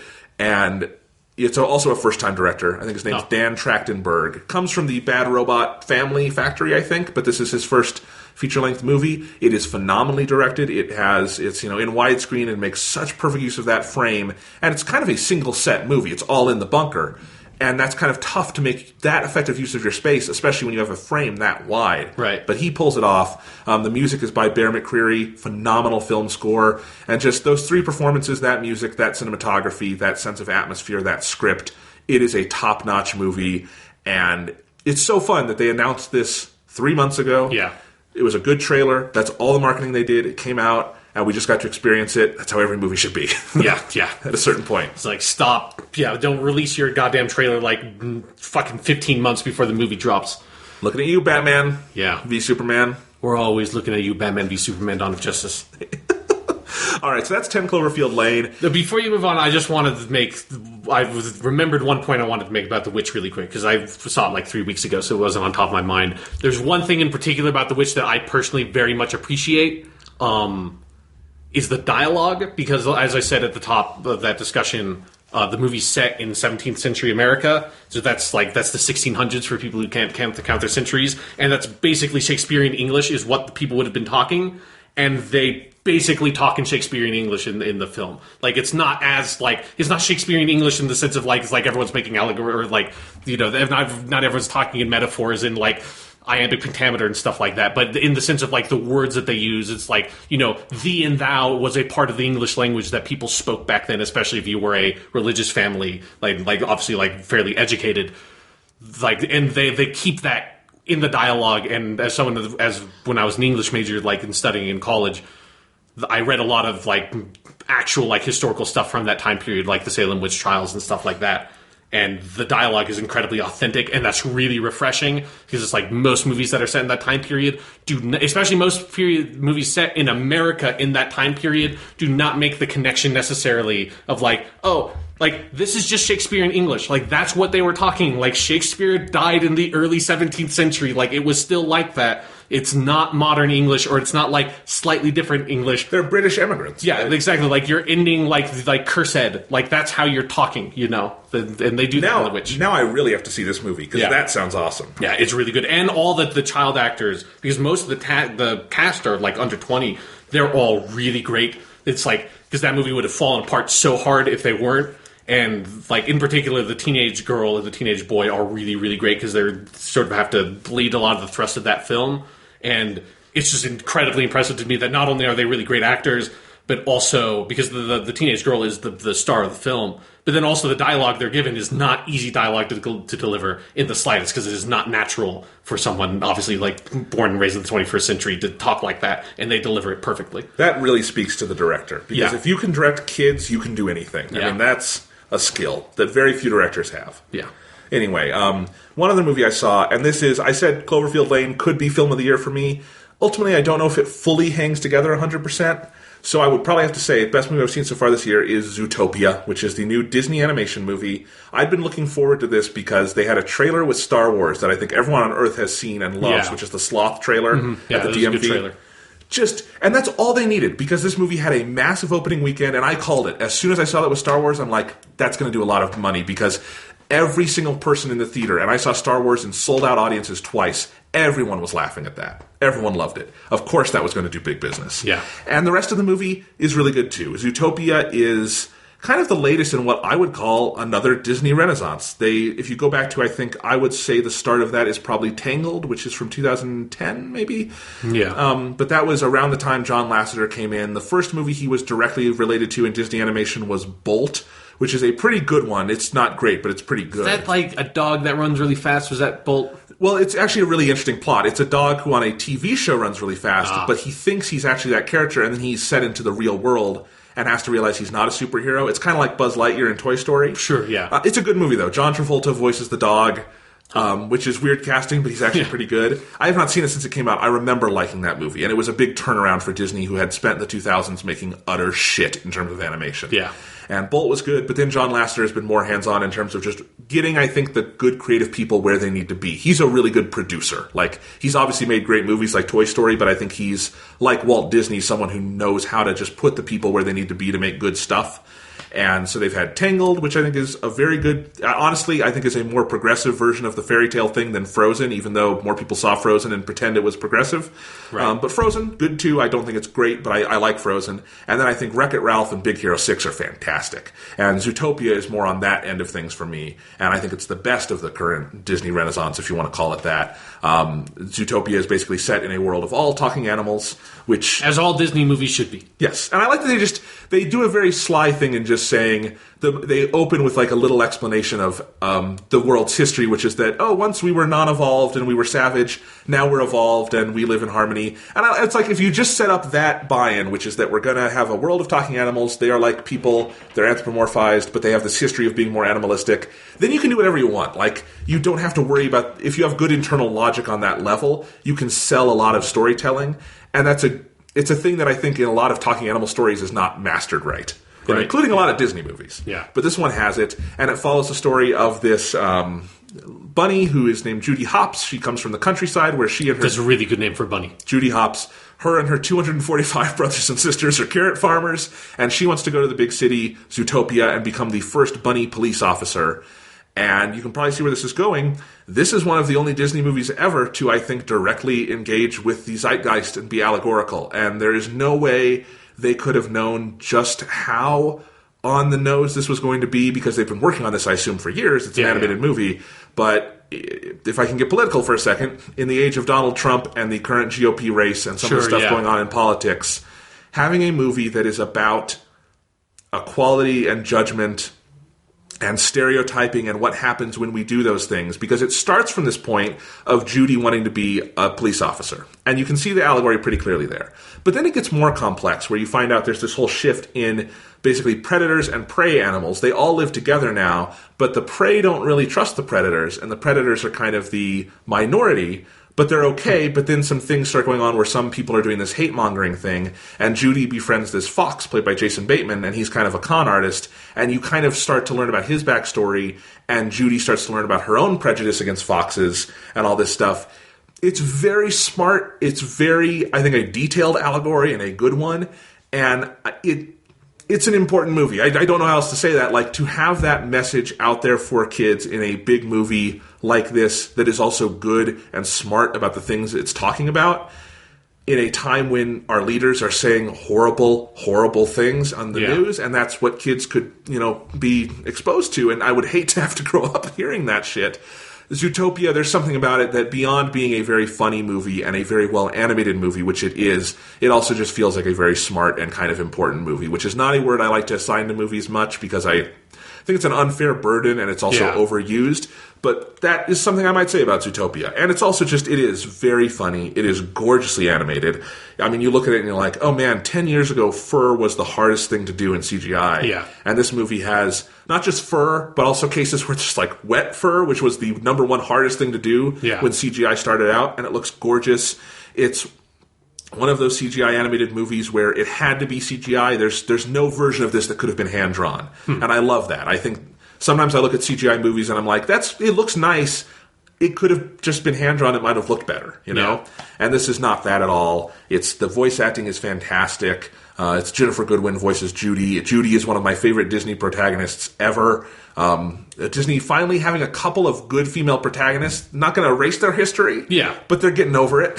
So that's nice. And it's another really solid entry from Disney Animation, and I think no one's admitting this, but Disney Animation has very much overtaken Pixar for me. I think if you look at that time, Pixar's last great movie was 2010 Toy Story 3. Since then, they have had a pretty rough streak. They had Inside Out, which I think is their best movie, but that's been a very kind of... It was an outlier for them. Their other movies since 2010 have been okay to disastrous, with Cars 2 and The Good Dinosaur. Yeah, I was trying to remember, what was the other Pixar movie that came out last year that no one liked? Yeah. The Good Dinosaur. Which is by far their worst movie, I think. And meanwhile, Disney has been chugging along, making not just commercial hits, but I think really, really good movies. I mean, and me being someone who I respect a lot of Disney animation, but there's very few animated Disney movies I would say I love outside of the historical context. Sure, yeah. This is, I think, maybe the most consistent period Disney has ever had, if you look at some of those movies. I mean, Big Hero 6 is such a good little superhero movie, and Wreck-It Ralph is such a creative movie with such an interesting view on Disney history and gender dynamics and things like that. And now you have Zootopia, which also feels very progressive. I kind of feel like the spirit of Pixar has in some ways transferred over to Disney, which makes sense. John Lasseter is heading up both now and has turned that ship around on Disney, and they're doing a lot of really great work, and I look forward to seeing what else they have, because that's the other thing, they're making original movies. I listed those 5 movies, not a sequel in the bunch, not a remake in the bunch. Pixar, in the next, I think, 4 or 5 years, they have one original movie coming out and everything else is sequels. And they could be good, but I don't care. I went to Pixar for original stories. Just wait until 15 years from now when you have the direct-to-DVD or direct-to-Super Blu-ray sequel, Zootopia 2, where Judy's daughter, Jenny, wants to become a bunny cop also and faces remarkably similar trials and tribulations in that process as well. Yep. Befriends some other charming, witty young fox man. Yes. Well, anyway, let's go ahead and move on. A lot of good movies in theaters is the point. And there's lots to see, which is nice. Yes, and a wide variety. Wide variety, yes. That was a crazy series of movies we just talked about. Yeah. Anyway. Good stuff, though. But speaking of movies. Yes. Sean, last week, the second trailer for Captain America Civil War. Holy shit. Yeah. The trailers for this movie have been good. They have been very, very good trailers. I mean, do we just want to skip to the Spider-Man of it all, or do we want to save that? I think we should say that for the end, Okay. the way that they did. Because here's the thing. That would just dominate the conversation. I have rewatched that Civil War trailer several times. Yeah, me too. And I have rewatched the last 30 seconds many more times. Yes. But the rest of that trailer is also really good. Spider-Man's getting the attention, but... As he should. I think I said this on Twitter, and it's my basic takeaway is... Civil War has put out 2 trailers. That's it. No more, no less. They've done 2 trailers. Yeah. Batman v Superman has done, I think, 5 trailers. A bunch of TV spots and stuff now. And they just keep putting stuff out. Yeah. And there is not a single one of them that gives a unified sense of what that movie is, what the tone is, what the story is. And yet Civil War seems to have way more balls in the air, way more characters. And yet in these 2 trailers, you get the pitch so clearly. And they look so good that I would be actively shocked if this is not the best Marvel movie. Yeah. Or at least, up there. You know? Yeah. How could it not be? And just, if you want to look at, how to do a marketing campaign, this is a confident marketing campaign where they know what they have. Batman v Superman could be good. I'm not ruling that out. It could be a good movie. We'll find out soon. But whoever's marketing it doesn't know what the movie is, because every trailer has been for a different movie. Yeah, definitely. And that's not the case with Civil War. They've done these 2, and I think you just look at the conversation around it. That movie is still 2 months out, and it has hype the Batman movie wishes it had. Mm-hmm. I think it would not be surprising if this outgrosses The Avengers, which is still Marvel's highest-grossing movie. I think this feels like more of an Avengers sequel than Avengers 2 did. Yeah, I mean, it's something where, with the trailer... it's always been the remarkable thing in, the Avengers and post-Avengers world for Marvel is their ability to juggle having all these other characters around. And obviously, Captain America Civil War has more than any of those. And even, the movies have been doing a good job within themselves. But even, this trailer in particular, I thought did a great job of, having, a little moment with all these other characters to, really give you a sense of the scale of what's going on here, and then obviously it all comes together near the end with that fight on at the airport or wherever they are. But it's you have a little moment with Black Widow. It's there's some good Falcon stuff in the trailer that I was really happy about. It's and you just get to see those little you get a little shot Ant-Man and Hawkeye and Scarlet Witch is there, and it's you get that sense of the scale and all these different moving pieces, but then it still keeps the focus around what is the heart of that movie, the heart of the movie must be, which is Captain America standing up for what he believes is right and standing up for Bucky, his only real friend left from when he was a kid, because obviously when he was a kid was a very, very long time ago. A very much longer time now than it was in the comics when a lot of these stories happened. But then Iron Man obviously is standing up for stuff that feels it's also going to be a good continuation off of the events of Avengers 2, of him standing up for the government and the government power of we need to be regulated. And it's honestly, the trailers are setting it up to be a much, much, much better version of that basic story idea than what the Civil War thing was in the comics, which was a hot fucking mess. Well, and it would be so easy I think Civil War and Batman v Superman are honestly good comparison points, just in the marketing so far, because they're both versus movies. It's a popular thing in superhero comics. Yes. We really haven't seen it done in movies yet. This is kind of the test to see if that can work.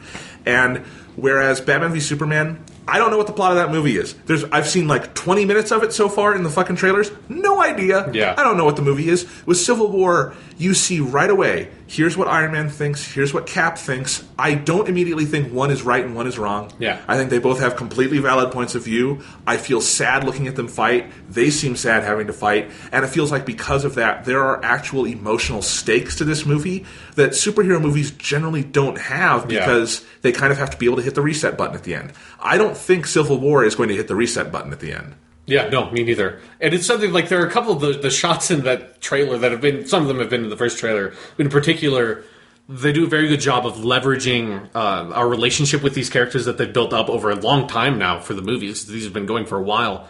But in particular, the one that always gets me is there's obviously it's Tony saying, the Captain says to him, he's my friend. It's so was I. That's a really great moment. But then also just that shot, and you get a little bit more of the setup of it, of Tony cradling War Machine in his hands. It's that fucking breaks my heart every time I see that, because it's like you get the sense of how this conflict is going to spiral out of control, and like how it's going to start from like a small disagreement to eventually like enough things happen that it's like they like need to figure, like they're going to have to fight this out, you know?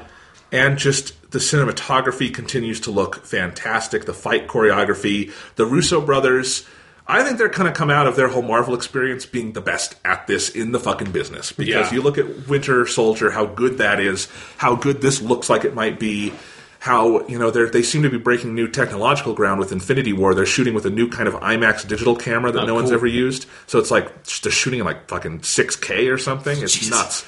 And a different aspect ratio than we've probably seen. So it seems like they're really reinventing in some ways how these work, and also pushing these stories towards places they've always had to go but never really have on film. Yeah. And I love that. And it just feels like we are kicking off the final phase of the Marvel Universe as it's existed on film so far.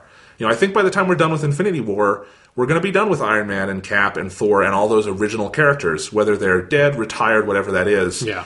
And getting to that point where there's actual endings coming, it feels like, you know, getting to Return of the King or something. And like, this is in some ways the most satisfying part of this story, because this is where it all pays off. Mm-hmm. And couldn't be more excited. You know, I was talking to someone at my office who was saying he wasn't really interested in the Marvel movies anymore because he just feels like there's no stakes and nothing has really happened in a while. And I don't disagree with him. I see that point of view. Sure. Because Phase 2, I like a lot of those movies, but I do understand the view that maybe some of it feels like wheel treading, especially if you saw like Iron Man 3 and Avengers 2 and maybe missed Cap 2 or something. Yeah. But I said, check out the Civil War trailer. I think you'll see, I think they're going for something different this time. I would not be surprised if we come out of this movie and characters are dead, the status quo is reset. Yeah. I think it's gonna, might be what you're wanting, if that's what you've wanted. You know? Yeah, because it does feel like they've been positioning a lot of characters to sort of like be coming up, like the Falcon and Scarlet Witch and Ant-Man and Black Panther and Spider-Man. You know? Oh man, two things we gotta talk about. Black Panther looks awesome. So awesome. That suit, early candidate for best costume ever. Yeah. That is fucking... There's a couple of those shots in the trailer. Like, there's one shot where he just gets pegged by like a 50 caliber bullet. He's just like, pop, and he just keeps walking. It's like...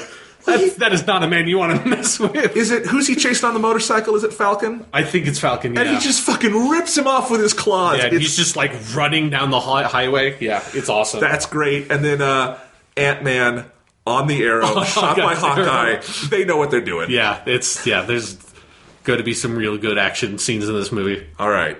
And then we get Underoos. Yeah. Spider-Man comes in. Hey, everybody. Hey, guys. Yeah. And the eyes dilate. Yeah. Fucking nailed it. Yeah. That's Spider-Man.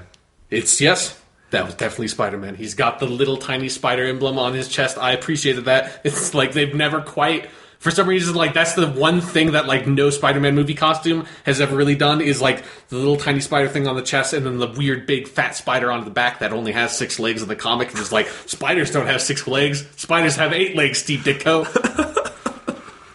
No, I mean, this is obviously the thing everyone's talking about, and I think there's a reason. It's good. It's just a really good reveal. I hope we don't see any more of that character until the movie, but it feels confident. Like, we have Spider-Man, let's show him to you. And it also feels like Spider-Man, I think, is going to have a more significant role in this movie than we thought. Yeah, because that doesn't feel like a cameo. That feels like there's more to it. Yeah, that feels like he's coming in at, like, the action scene at, like, the top of Act 2 or whatever, you know? Yeah. And, no, I mean... I love the voice. It sounds like a kid, and it is. Tom Holland's like 17.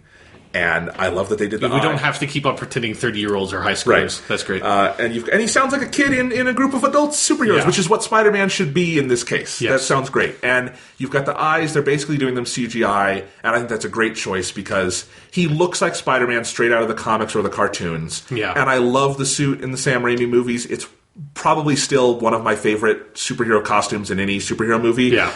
But I don't know, something about having those eyes and having it be a little more colorful, having that animated spider in the middle. Yeah. That's Spider-Man. Yeah, and it is like because that is been such a huge part of the Spider-Man comics for a very long time now, is that his eyes are like, obviously, like in real life, normally you wouldn't think of it like that, but I can't remember what artist it was that did it first. It might be Todd McFarlane, actually, but like the eyes move and they like inflate or they narrow depending to like try to express Spider-Man's emotions when the comic art became a little bit more dynamic at some point. And then like in the Ultimate Spider-Man comics, that's a very big part of how Mark Bagley drew the character in those, and that's one of my favorite versions of Spider-Man. So it is like nice to have that represented in some way in live action, or at least them really going for it. Because there was always something that I assumed was like, it would be awesome if they tried, but I was like, no studio is ever going to go for that. Like, everyone's just going to think that it's just going to be too goofy to try to go for. And it was really awesome to see them just put that in the trailers. Like, yeah, like maybe it'll end up feeling goofy in parts of the movie, who knows? But I'm really happy that they're at least trying it.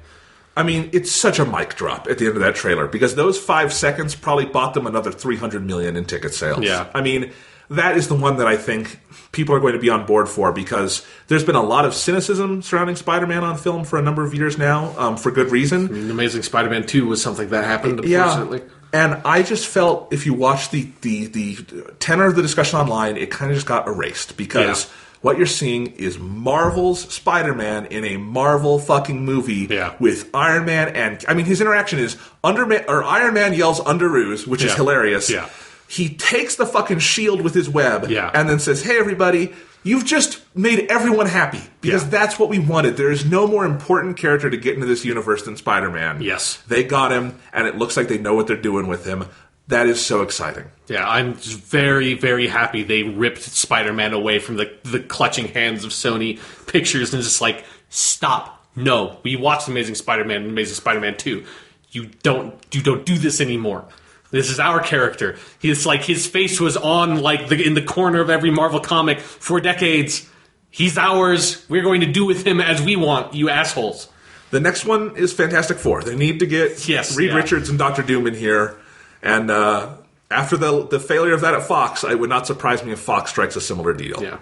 I should also say I was really happy about, with the trailer. I mean, I assumed this is what they're going to do, but it was cool to see it, is Spider-Man being on Tony's side, because I'm hoping that's actually most of what Spider-Man / Peter Parker is going to be in the movie, is like developing that relationship, because that's one of my favorite parts about the Spider-Man side of the comic Civil War, is all the stuff with Spidey or Peter Parker being like employed and being an assistant for Tony Stark, and his relationship with Tony Stark is really great in the comics. And have I told you the story of how they cast Tom Holland? No. The audition, from every report I've heard, is that they took the different kids auditioning to play Peter Parker, they put him in a room with Robert Downey Jr., and Robert Downey Jr. just improvised, and they had to play off of him. Great. And Tom Holland was the guy who came in, he wasn't scared, he just went toe-to-toe with Tony Stark, and they said, that's our guy. That has to be what it is, yeah. Yeah.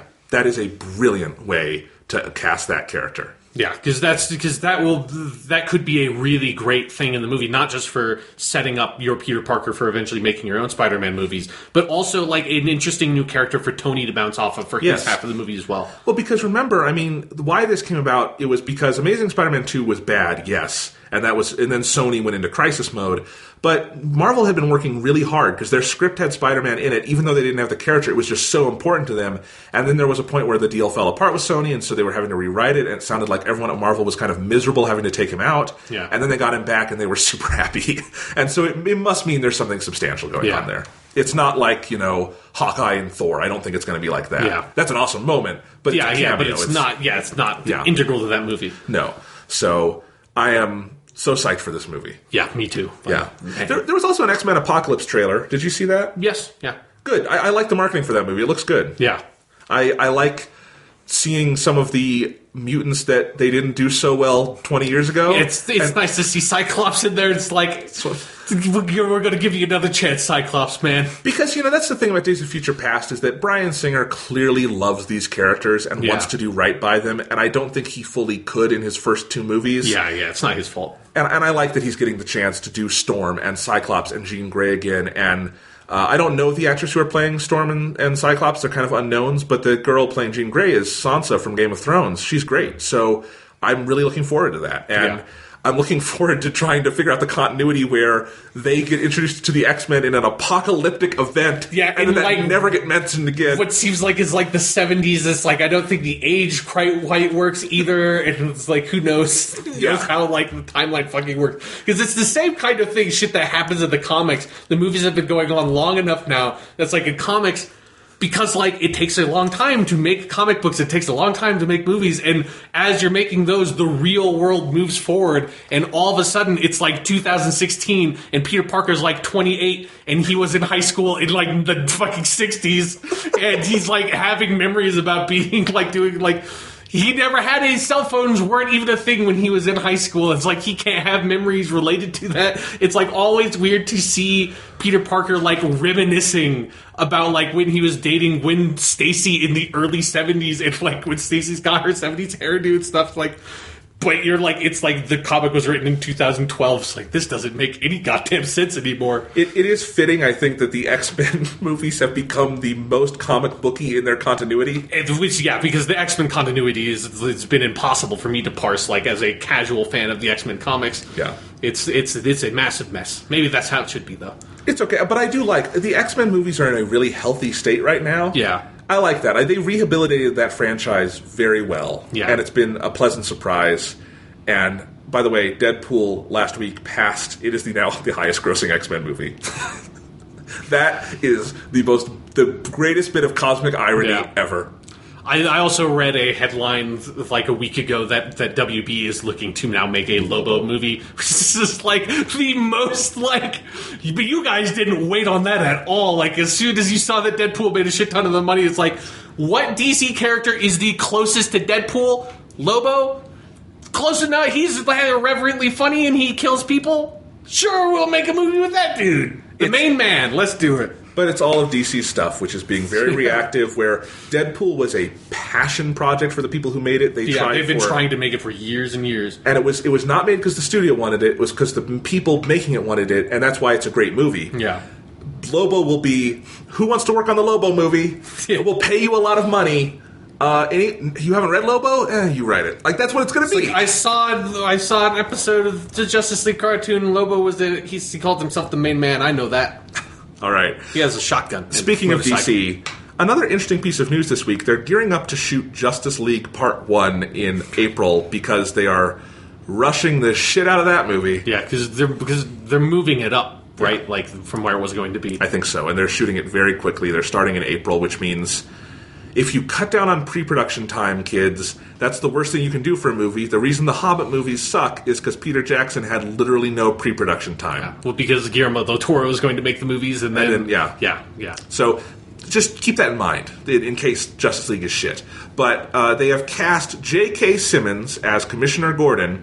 And you may know J.K. Simmons from many things. He is one of our best actors. Yeah, great character actor. Great character actor, and you may know him best as J. Jonah Jameson in the Spider-Man movies. Sam Raimi ones. Well, J. Jonah Jameson's not in the other ones. Yeah, but still. There are two Spider-Man franchises in film now, right, to specify. And obviously I think he's right up there with like Robert Downey Jr.'s Tony Stark as like the closest to the comics you can get in live action. As in, like, it's almost kind of disturbing. Is that you just like, how is this even possible? How is there a human being that can be as like ridiculously comic booky, cartoonish in real life as J. Jonah Jameson is in the comics? It's amazing. Yep. Now, I love hearing J.K. Simmons is cast in anything as he's a great actor. Yeah. I will admit, I don't see it.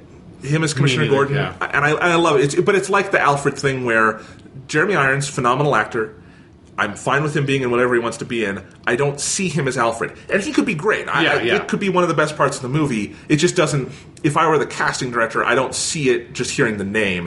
And it's the same with J.K. Simmons. And I think the hurdle here is he is so tied to a particular comic book character. It will be tough for me to watch Commissioner Gordon and not think of J. Jonah Jameson. Yeah. And then also, like, Gary Oldman as Commissioner Gordon in the Nolan Batman movies was so good and just a really, really great version of that character that he's a hard act to follow. It's like, and maybe J.K. Simmons is a very different kind of Like, he has a very different presence than Gary Oldman, so maybe that's one of the reasons why they're casting him, is to, like, kind of countercast to Gary Oldman from those films. Someone on my Twitter pointed out, Jonathan Banks from Breaking Bad and Better Call Saul, he plays Mike.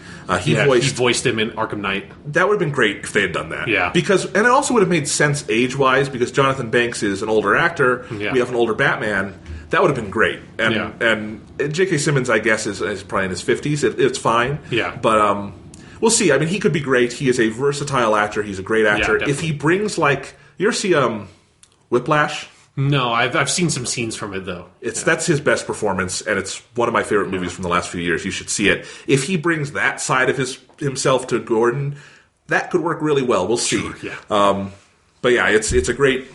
He's a great actor. He's been in lots of great stuff. This could be a great fit. It's just one where immediately I thought, I don't see it. But yeah, I saw the headline and it was like, that's kind of weird casting. Yeah. But the funny thing is, the closer we get to Batman v Superman, the only thing that I'm feeling more confident in is Ben Affleck's Batman. Yeah. That's the part of the movie I'm by far the most excited to see. And I will say, when I first heard that, I was not on the Ben Affleck shouldn't be Batman train, but I was the same as like, he could be great. I just don't see it instinctively. Sure. And it looks like he's actually going to be really good. Yeah. So Zack Snyder has traditionally actually been very good at casting, so that might be somewhere where I would trust him. But it's interesting. I will say for the casting, they are going out on a lot of limbs, and we haven't seen any of these movies yet, so who knows? That's one of the things I'm most interested in for Batman v Superman is, will the Lex Luthor thing work out? Will Gal Gadot's Wonder Woman work out? Right. All these things. And if they do, then maybe they actually do have something to build on. If not, the House of Cards is going to tumble down. Is Zack Snyder directing Justice League Part 1? He is. That is a very busy man. Yes, they have him chained to a camera shooting DC movies night and day. He probably should have gotten the fuck out like Joss Whedon did and just be like, I enjoy making these movies, but you are going to kill me, you fucking people. I know. Jesus Christ. Yeah. So anyway, that was one interesting announcement. The big news this week, though, is Disney and Lucasfilm announced that they are entering pre-production on Indiana Jones 5 for release in 2019, which I thought, that seems a long way off. Oh, that's actually only like 3 years. Yes, that is exactly 3 years. We're getting further in the future. You know what I mean, though? It's like... Yes, time slips forward. Yes, so 2019 sounded a long way away, and then I remembered we're in 2016. That's a totally reasonable amount of time to start production. But Harrison Ford, Steven Spielberg back on board. It's going to be produced by Frank Marshall and Kathleen Kennedy at Lucasfilm. George Lucas is not a part of it. I guess he is completely in retirement. He's not working on this. Yeah, good on him. Yeah, some people stay away from everyone. Yeah. George Lucas, they're too mean to you. Yes, I have nothing against George Lucas. I don't want to make fun of him. I'm just saying this will be the first indie without him. And I don't just stop while you're ahead, guys. How long has it been since 2008? Crystal Skulls. Yeah, that's what I was thinking. I was talking to my mom about this earlier today. It will be 11 years, and the gap from Last Crusade to Crystal Skull was, I think, 15, 16 years, so it's actually not that longer a gap. Mm-hmm. Harrison Ford will be, I think, in his 70s when this comes out. God. Does someone hate Harrison Ford and just, like, wants him to die filming a movie? What's going on? Harrison Ford might want that, because keep in mind, this is what he wanted to do. Like, part of his whole deal in doing Star Wars is that we're going to at least look at doing an Indiana Jones movie, and you're going to get that from Paramount, and they did. So he has been active in this, and from what I've heard, reading the reports online and stuff, the whole impetus for this was they were never... There have been a lot of stupid rumors that they were going to do a Chris Pratt reboot with someone else. That's right. That was never the plan. That was a bunch of bullshit. That was never even in talks, because this is Steven Spielberg and Harrison Ford's baby. They control it completely, and I think Lucasfilm was waiting. If you guys want to do it, you are standing invitation. You can come. We'll give you the money. And I think it just came to a point where Harrison Ford and Steven Spielberg had an idea. They decided they wanted to do it, and they're going to do it together. And it could be great. We'll see. Steven Spielberg still has it. He has his fastball. If you saw Tintin, if you saw, Lincoln is more on the drama side, but he has done lots of great stuff lately, and he has that fastball. It did not come across very well in Crystal Skull. I do think the key creative influence there was George Lucas. Again, I don't want to put him down, but you look at the amount of CGI in that, the stuff that didn't work, that feels more like the Lucas influence. And I would be interested to see if, with that out of the picture, what are they going to do? Maybe this will feel more like Indiana Jones to people. I'm also not one of the people who hates Crystal Skull. Yeah. I think it's got bad parts and good parts. It's overall the weakest indie movie. But but people's reaction to that movie, I'm still like flabbergasted when I hear people talk about it. It's if it was like, if they talk about it the same way that people talk about the Star Wars prequels, and Indiana Jones 4 is much better than Episode 1 or Episode 2 to me. Yeah, oh, absolutely, because you've got Harrison Ford giving a good performance. Yeah. You've got Karen Allen kind of having fun doing that character again. And Shia LaBeouf, as much as he's a punchline now, he's fine in that movie. Yeah. He is not the problem with that movie. No. The problem is excessive CGI and kind of poor action choreography here and there. And some poor plotting, frankly. Yeah. But I'm interested to see what they do with this. They've also announced David Koepp is writing the screenplay. He wrote Indy 4, so people are getting on his back. Again, if you look at the actual history of the Indiana Jones movies, George Lucas was the key creative voice on the story side. He always was. And the writers just kind of executed his vision. George Lucas, as we all know, his vision kind of slipped over time. Sure. Which is fine. It happens to people. It just went out of the zeitgeist, I would say. And David Koepp has also written some perfectly fine movies. He's a studio writer. That means it's really going to come down to what Steven Spielberg has in mind, what Harrison Ford wants, all of that stuff. I don't get scared because of that person writing it. Yeah, Indiana Jones is not necessarily a franchise that like leans super hard on their screenplays, you know? Honestly, my biggest reaction, though, was, and I'm going to go back to this, playing Uncharted 2 last week, and then hearing this news, Naughty Dog has so completely eclipsed what Indiana Jones does well for me in video game form. Yeah. And I think certain video games like that, the new Tomb Raider franchise, I think we have gotten to a point where the paradigm Steven Spielberg and friends created with these movies and pushed forward and evolved has evolved again, and I don't know if there's a place for Indiana Jones in the world anymore. I basically agree with you that it is something where it's like those Uncharted games, there is something about that they are able to execute like all the story stuff and the character stuff that you want from those movies, like, and way better than Indiana Jones ever did. Yeah, but it's like those characters are just incredible, like Nathan and Sully and everyone. It's like just great characters that you want to spend time with and you want to see, but then also just having those incredible action set pieces, but then making you engage with them personally makes those set pieces like intrinsically more exciting. You know, it's like I still love the Indiana Jones movies, and I still love action movies in general, but I do basically agree with you that there's something that like Naughty Dog just captured that so perfectly in a medium that kind of feels like it is more appropriate for that genre than movies ever could be. Yeah. And, you know, the whole Spielberg of it, I'm curious because The Adventures of Tintin, have you ever seen that? No. You should. I can lend it to you if you want. It's a great movie. And honestly, if you just consider it an Indiana Jones movie, it's the second best Indiana Jones movie. It's fantastic. It's The Last Crusade and then Adventures of Tintin, then Raiders and then Temple of Doom and then Crystal Skull. You're right. We have a disagreement on this, but it's okay. But I also think part of it was the animated side of it. That Tintin is an animated movie with that same Spielberg flair, but Spielberg clearly was able to cut loose and do things with his action choreography in a way he never could in live action. I mean, there's like an 11-minute long take in Tintin that is this huge action sequence all done in one take. It would be literally impossible in live action. And there's something about that just, I think, re-energized that side of his brain. And I'm really curious to see if he can do that again in live action, because that having it be completely animated set all of that free in a way that was so cool and so engaging and felt like another evolution in his style. We go back to indie globetrotting adventure. It could be great. I also worry it's just going to be beating a dead horse. Yeah. A long dead horse, frankly, because Indiana Jones, its prime was before either of us were born. Yeah. Harrison Ford, obviously from Star Wars 7, he can still bring it. He was phenomenal in that. He is as Han Solo in that as he was in Empire. Yeah. I'm sure he will be just as good as Indy here as he was back in the day. But I wonder if we need it. And I also wonder if at a certain point, I don't want to be ageist here, he will be in his 70s. There are limitations on what can be done with that. Yeah, exactly. Like it's getting to a point where it feels ridiculous. It's like, I fucking love Harrison Ford. He is like one of the greatest movie stars in the history of the business. Yes. But at the same time, you cannot have a 70-year-old man as the star of your action movie. He can be a star of like any other genre. Action is the one part where it's like, you're going to fucking kill yourself, Harrison Ford. I don't want that. Too many amazing people have died in 2016. I can't take it. I can't fucking take it. No, and I mean, he has a history of injuring himself on Indiana Jones movies, but also on Star Wars.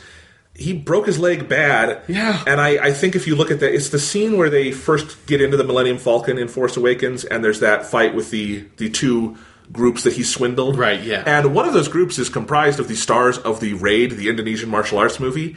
And I think everyone suspects there was a planned, much more complex action choreography there, but they had to kind of cancel that because Harrison broke his leg. Yeah. Which would make sense, and I still think it's a good sequence despite that. But, if something like that happens again, there's only so many times that can happen to a person before they have to hang up the whip, Yeah. So, and who knows, maybe they lean into it and make a really interesting movie about an aged adventurer, which is kind of what they're doing with Uncharted 4, but Nathan Drake is not 70, he's probably supposed to be like 50. Yeah, he's also a video game character, so he could be whatever age you want him to be. And again, that's what I'm saying, that's kind of, I think Tintin is kind of in that same progression of the Uncharted games and Tomb Raider, of where we're finding new ways to do it with this animated medium. I wonder if there's a place in pop culture for it, is my question. Yeah. I mean, it'll be interesting at the very least as, like, an experiment. I'm very curious to see what they're going to do with, like, the supporting cast, what they're going to do with the setting. Like, I wonder, like, I assume they must, like, decide to do the same thing with Indy 4 and just, like, move it along the timeline again, like, so it would be, like, set in the 60s, I guess, at this point. And there are fun possibilities for that. Yeah. If you want to do Summer of Love or something, Although that's also, like, you're butting up against the point where it's like, can Indiana Jones exist? Like, can that character exist in a world past the 50s? Like, is that even possible? Like, because the 50s was kind of pushing it for a lot of people that hate Indiana Jones 4. But, like, it's like past that, like, you're getting him to the point where it's like he's just living in the world where, like, Steven Spielberg and George Lucas are full-grown men, remembering them being kids, watching the serials set earlier in time periods that then they make homages to in the movies. Like, Indiana Jones is going to catch up with his own history at some point. They keep making these goddamn movies. Yeah, I think that about sums it up. All right. A couple more I want to hit quickly here.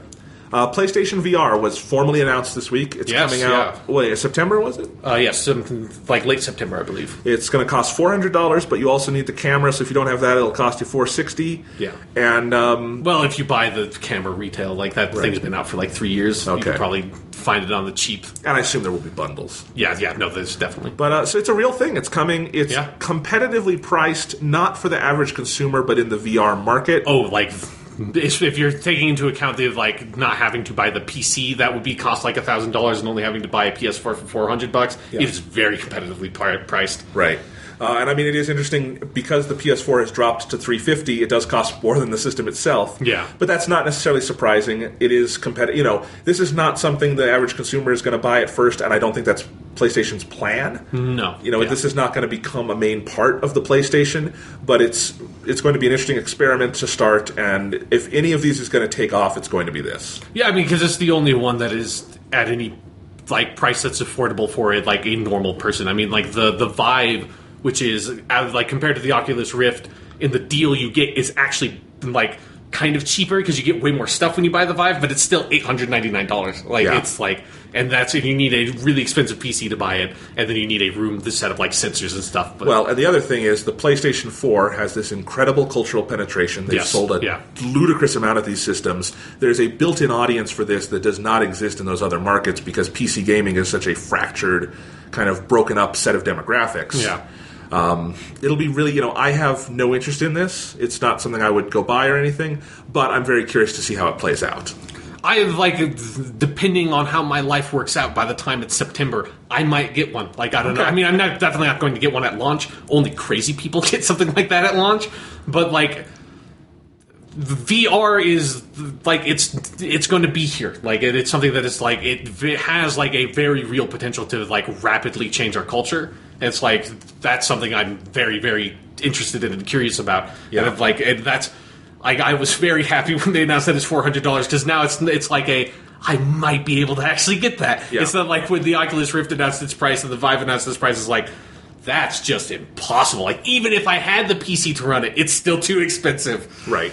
So, yeah, this is the one that if this works, this is where it's going to work. And it also seems like they're doing a good job to create a library for it. I mean, that's the other thing. You can play any of your PS4 games on there, it'll do it in this cinematic mode, which actually sounds pretty cool because you could pretend you're in a theater playing your game. And for like Uncharted 4, that'd be great. Yeah, and then also like because I saw some people on Twitter like being like, "Who's ever going to make use of that?" And I was immediately like, "Dude, like you wouldn't need a fucking TV. Like there's so many uses for that. There's like you haven't like I don't know when I would use it right now, but the idea of like fuck, like you could just plug in your PS4 into a wall somewhere in your house where there is no TV, put that headset on, and like play whatever game you want in a virtual mode in the headset. Like that sounds like that could be incredibly useful for people. Yeah. No, it's very interesting, and this kind of, I think, segues into our other topic here, which is that Kotaku ran a report this week, and then was picked up by a lot of other people, that they had been hearing rumblings, very well supported, so this is in the works. Kotaku's Patrick Klepek, formerly of Giant Bomb, he has reported some stuff that has been very true in the past. Right, and you know, they clearly had many sources, and other websites ran this, they resourced it, so Sony is working on, and who knows if this will actually, anything will come of this, but they are working on something codenamed the PS4.5, which is, it could be a thing you plug into your PS4, it could be a replacement of the PS4, but it'll be basically the same system, but with bumped internals so that they can run 4K gaming, things like that. I wouldn't be surprised if they integrate those new 4K Blu-rays, things like that. Yeah. Just to kind of refresh it a little bit, because the PS4 came out and the Xbox One came out at a moment where a bunch of stuff in TV technology was changing, and so they're very advanced systems, and they are built to last, but they might need a little bump.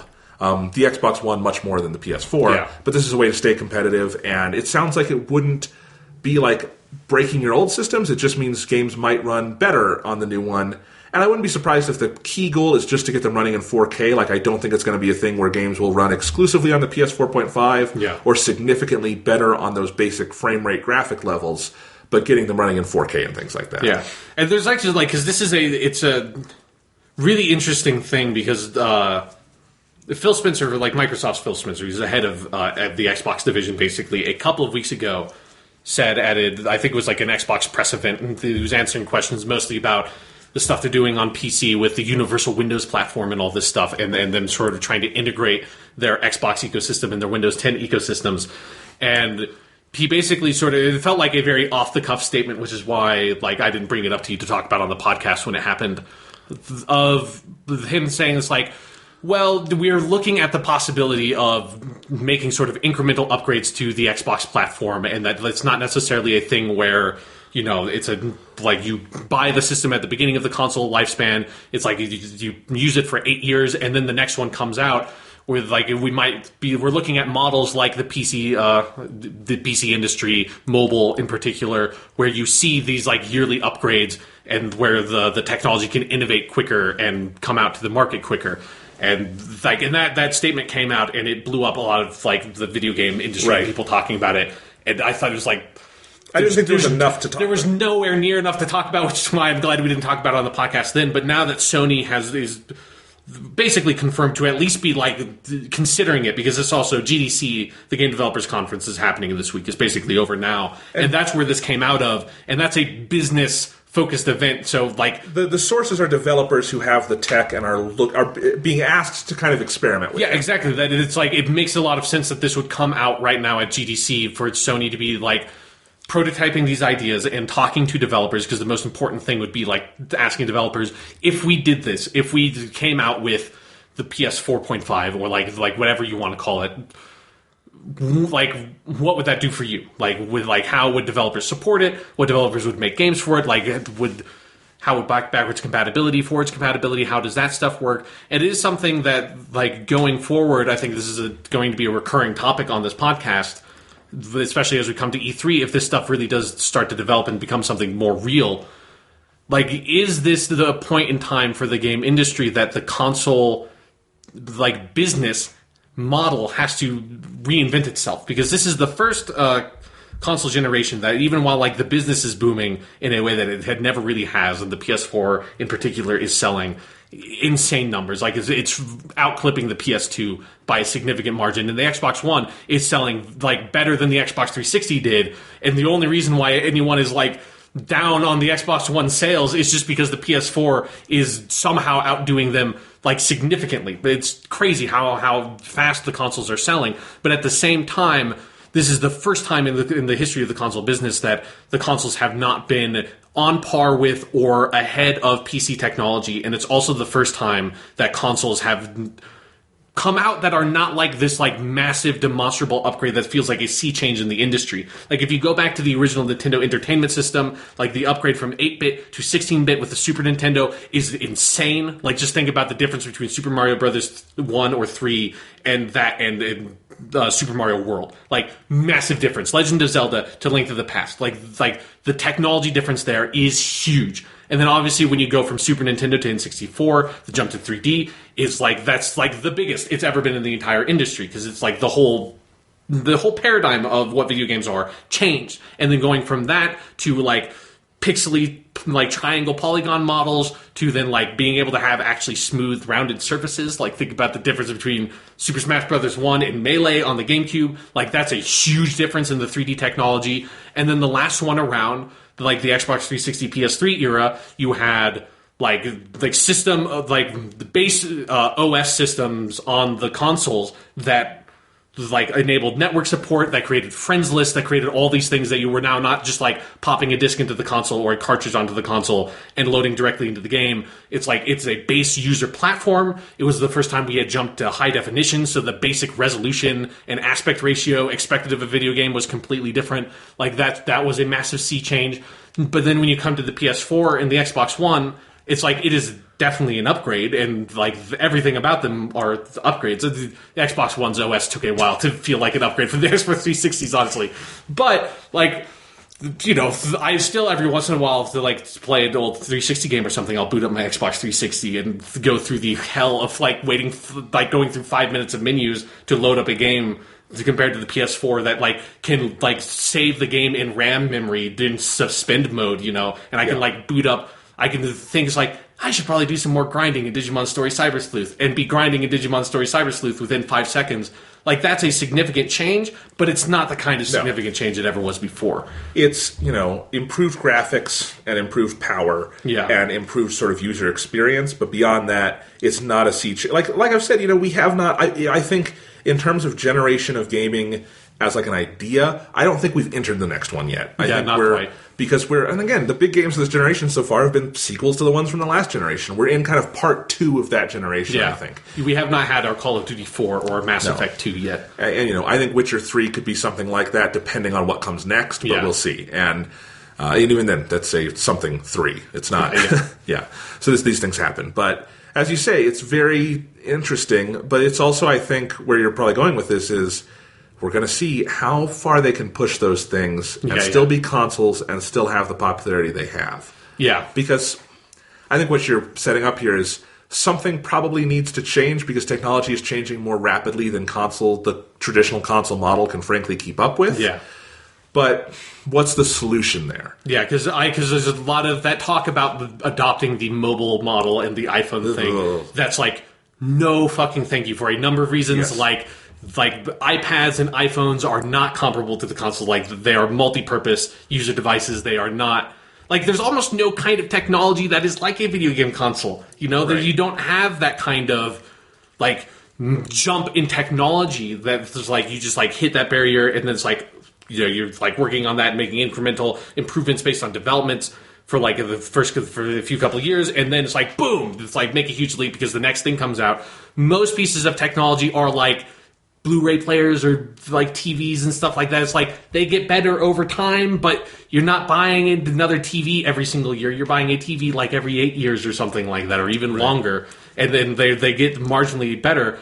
But the mobile, like the iPhone, iPad market is one where it's like Apple comes out with like a billion different models. Like there's been like 15 fucking iPhone models that have come into business, and that was introduced in like the late 2000s, you know? Well, and even that model, frankly, might be slowing down because it's just that was a new technology, rapid development. Now we're at a point of kind of stasis. Do you need to be doing new ones every year? Apple, there's a lot of rumors they might be preparing to kind of ease off on that. Yeah, but although, like, the only reason they would ease off on that is if the market starts sort of indicating... Right. Because there's a part of the mobile market and the way the iPhones are made, and that's, like, the main reason why I would not want that for consoles is a designed forced obsolescence in your devices that it's like... You're creating new models every single year, and if you're doing that, you don't have an incentive to try to create a device whose battery is going to be worth like having for 3 years. You know, you want it to basically die around the 2 to 3 year mark to force your customer to buy the next device. And you're not and consoles have never been that. Like, no. You can go get an NES made 30 years ago and it'll work just fine. Yeah. That kind of thing. And I'm in the same boat. I don't like this as an idea. It depends on how they want to integrate it. Then this ties into, if not now, when I have a rant, it's the 4K bullshit.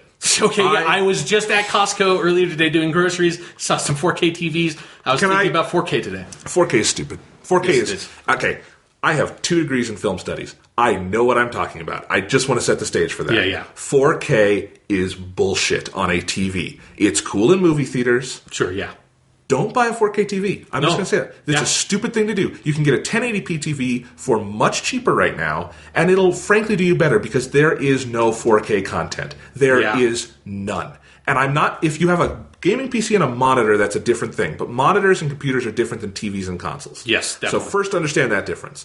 Let's start with, they just started releasing the Ultra HD Blu-rays. So this is the new version of Blu-ray that plays 4K. They're like 8-layer or something, and they have a 200 gigabytes, so they can hold a 4K movie. Sounds cool, right? Well, guess what? The vast majority of movies today are not finished in 4K. Right, Most of the films being released on these HD Blu-rays, a lot of people are a little surprised about it because... if you look at it, they might be shot in 4 or 5K digitally, but they are downgraded for the digital intermediate stage, which is when you do all the effects and stuff, in 2K and then mastered in 2K because doing the renders in 4K is ludicrously expensive. 4K as a resolution is something largely untapped still. It's frankly too far off and too not cost effective to work. So most of those Ultra HD Blu-rays you're buying, it's a fucking racket, guys. Those are not 4K movies. They're mostly 2K, and I've read a lot of the reviews. Guess which ones look the best? It's the ones shot on 35mm film that have that resolution. Yes. Most digital movies don't have that. And this is not me trying to do the thing where I bash on digital. I love some digital photography, and I love film too. Film just it's a fact. It has a higher resolution. Yeah, it's like when you have a YouTube video that says it's in 4K. It's bullshit. I was just like, I'm streaming this video, guys. Like, that's not how, your bit rate is a lot more important than, like, what you're saying your resolution is on this fucking video. And here's the thing. So I'm talking about Ultra HD Blu-ray discs, which is physical media, which is a dying thing. This will be a niche market. Like, physical media isn't going away, but it's just going to be like CDs now. It's a more niche thing. Yeah. Glad to have them around. It's not going to be for everybody, which means on your 4K TV, most of what you do with it will be streamed over the internet. Yeah. Internet in the United States cannot support 4K content. No. It just cannot. Even if it's streaming and you have it strong enough to get the actual 4K resolution, the actual rendering processes and compression, all that stuff, cannot be done over the internet. No.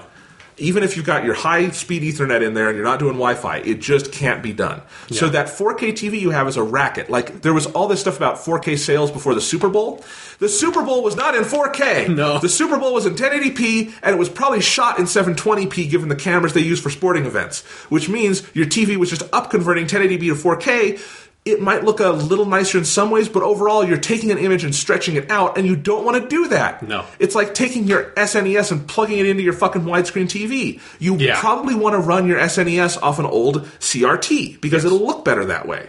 You know? Mm-hmm. So these 4K TVs are bullshit. And 4K gaming on a console, I'm sorry, that's bullshit. That's not going to happen. Like, the people talking about it's like, oh, they're doing the PS4.5 is going to run games in 4K. It's like, the PS4 can barely run games in 1080p at 30 frames per second. That, like, what we expect. Like, 4K is a huge jump in technical resolution, and it's not necessary. No, it's because the gains you get from it in terms of, as like a user experience is nowhere near comparable to the extra amount of like stuff it takes to basically render it, you know? Right. And, you know, I played all of The Witcher 3 on the PS4, so 1080p, 30 frames per second. I saw my brother has a really powerful gaming PC and a 4K monitor, and he let me play a little bit of Witcher 3 that way. Yeah. And it looked better. Yeah. But you know why it mostly looked better? Was the frame rate. The frame rate was 60. Now The Witcher's looking good. Yeah. The 4K of it was cool, but that's also using a monitor where I'm a foot away from it instead of a TV. That difference will be negligible. Yes. Yeah. This is all an utter racket to get you to buy new TVs. Yeah. And I really hope Sony and Microsoft don't get pulled into that on their consoles, because it's just not going to be worth it, guys. Yeah. It's just not, and you're not going to get games running in that resolution anyway. No. It's this ridiculous jump. The whole TV market angers me so much right now. It's like, do they still make curved TVs? Is that still a thing, like from like 3 years ago? Yeah, it is. And my brother got a new phone today because his was not working well. He got the Galaxy S7. It's a Galaxy Edge S7. It's a Samsung phone. You're right. Curved screen. What is what are you doing? Like, we got to a point where all the technology We're making shit bigger and we're curving it, Jonathan. That's what we're doing because we are a stupid creature and we've hit our limits. We're running our planet to shit. We're not investing into space. We're going to render ourselves extinct. We're all pushing giant 50-foot tall iPhones with screens that wrap around us because we don't know what we're doing anymore. That's pretty much it. God damn it. It drives me crazy too. So getting back to the PS4.5. Yes. Just ease off, guys. That's not what makes your console special. Yeah. Maybe this can be done in a way that would be cool. I hope they do. That sounds like the thing where you shoot yourself in the foot. I'm sorry. It just does. It's something where it's like, I'm very, very fascinated by this idea, and I think it's something that's like, I do think there is something about the console market that is going to have to change by the time the PS5 comes around, like whatever shape that takes. But like the console, like the history of the console market is littered with stuff like the Sega 32X or the Sega CD of these add-ons to consoles that like either added power or tried to like add like another like now you have games on CDs and stuff like that.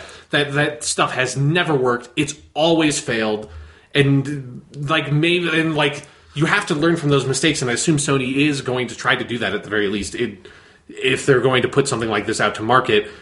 But like, I don't see right now how it's going to work. But I can kind of see how it's like it could very much not work in a way that could blow up in everyone's faces. Like if they get this wrong. I hope cooler heads prevail. Yeah. This could be a disaster because it's just when you start to split your market like that and you have a strong base. I'm sorry.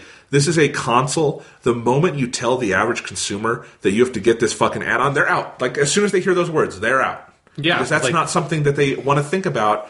And I'm pretty, as you Sean and I, as you can tell, are pretty into this stuff. We would be on the hardcore side of gamers. Yeah. We don't want to deal with that. That's why I play on consoles. Because I just pick up my controller, done. Yeah, I don't want to fiddle with stuff. I've spent my days, I've done my time with fiddling with settings and stuff to try to get stuff run at the right frame rate and stuff. It's like, this has never been worth my time. No. I'm happy where I am now. I can suffer through 30 frames per second games and be perfectly happy. Thank you very much. Yes, I think that's the bottom line. It's just, there's a lot of stuff where I think tech companies don't always understand the line between what is good for the consumer and what seems good in a lab. Yeah. You know?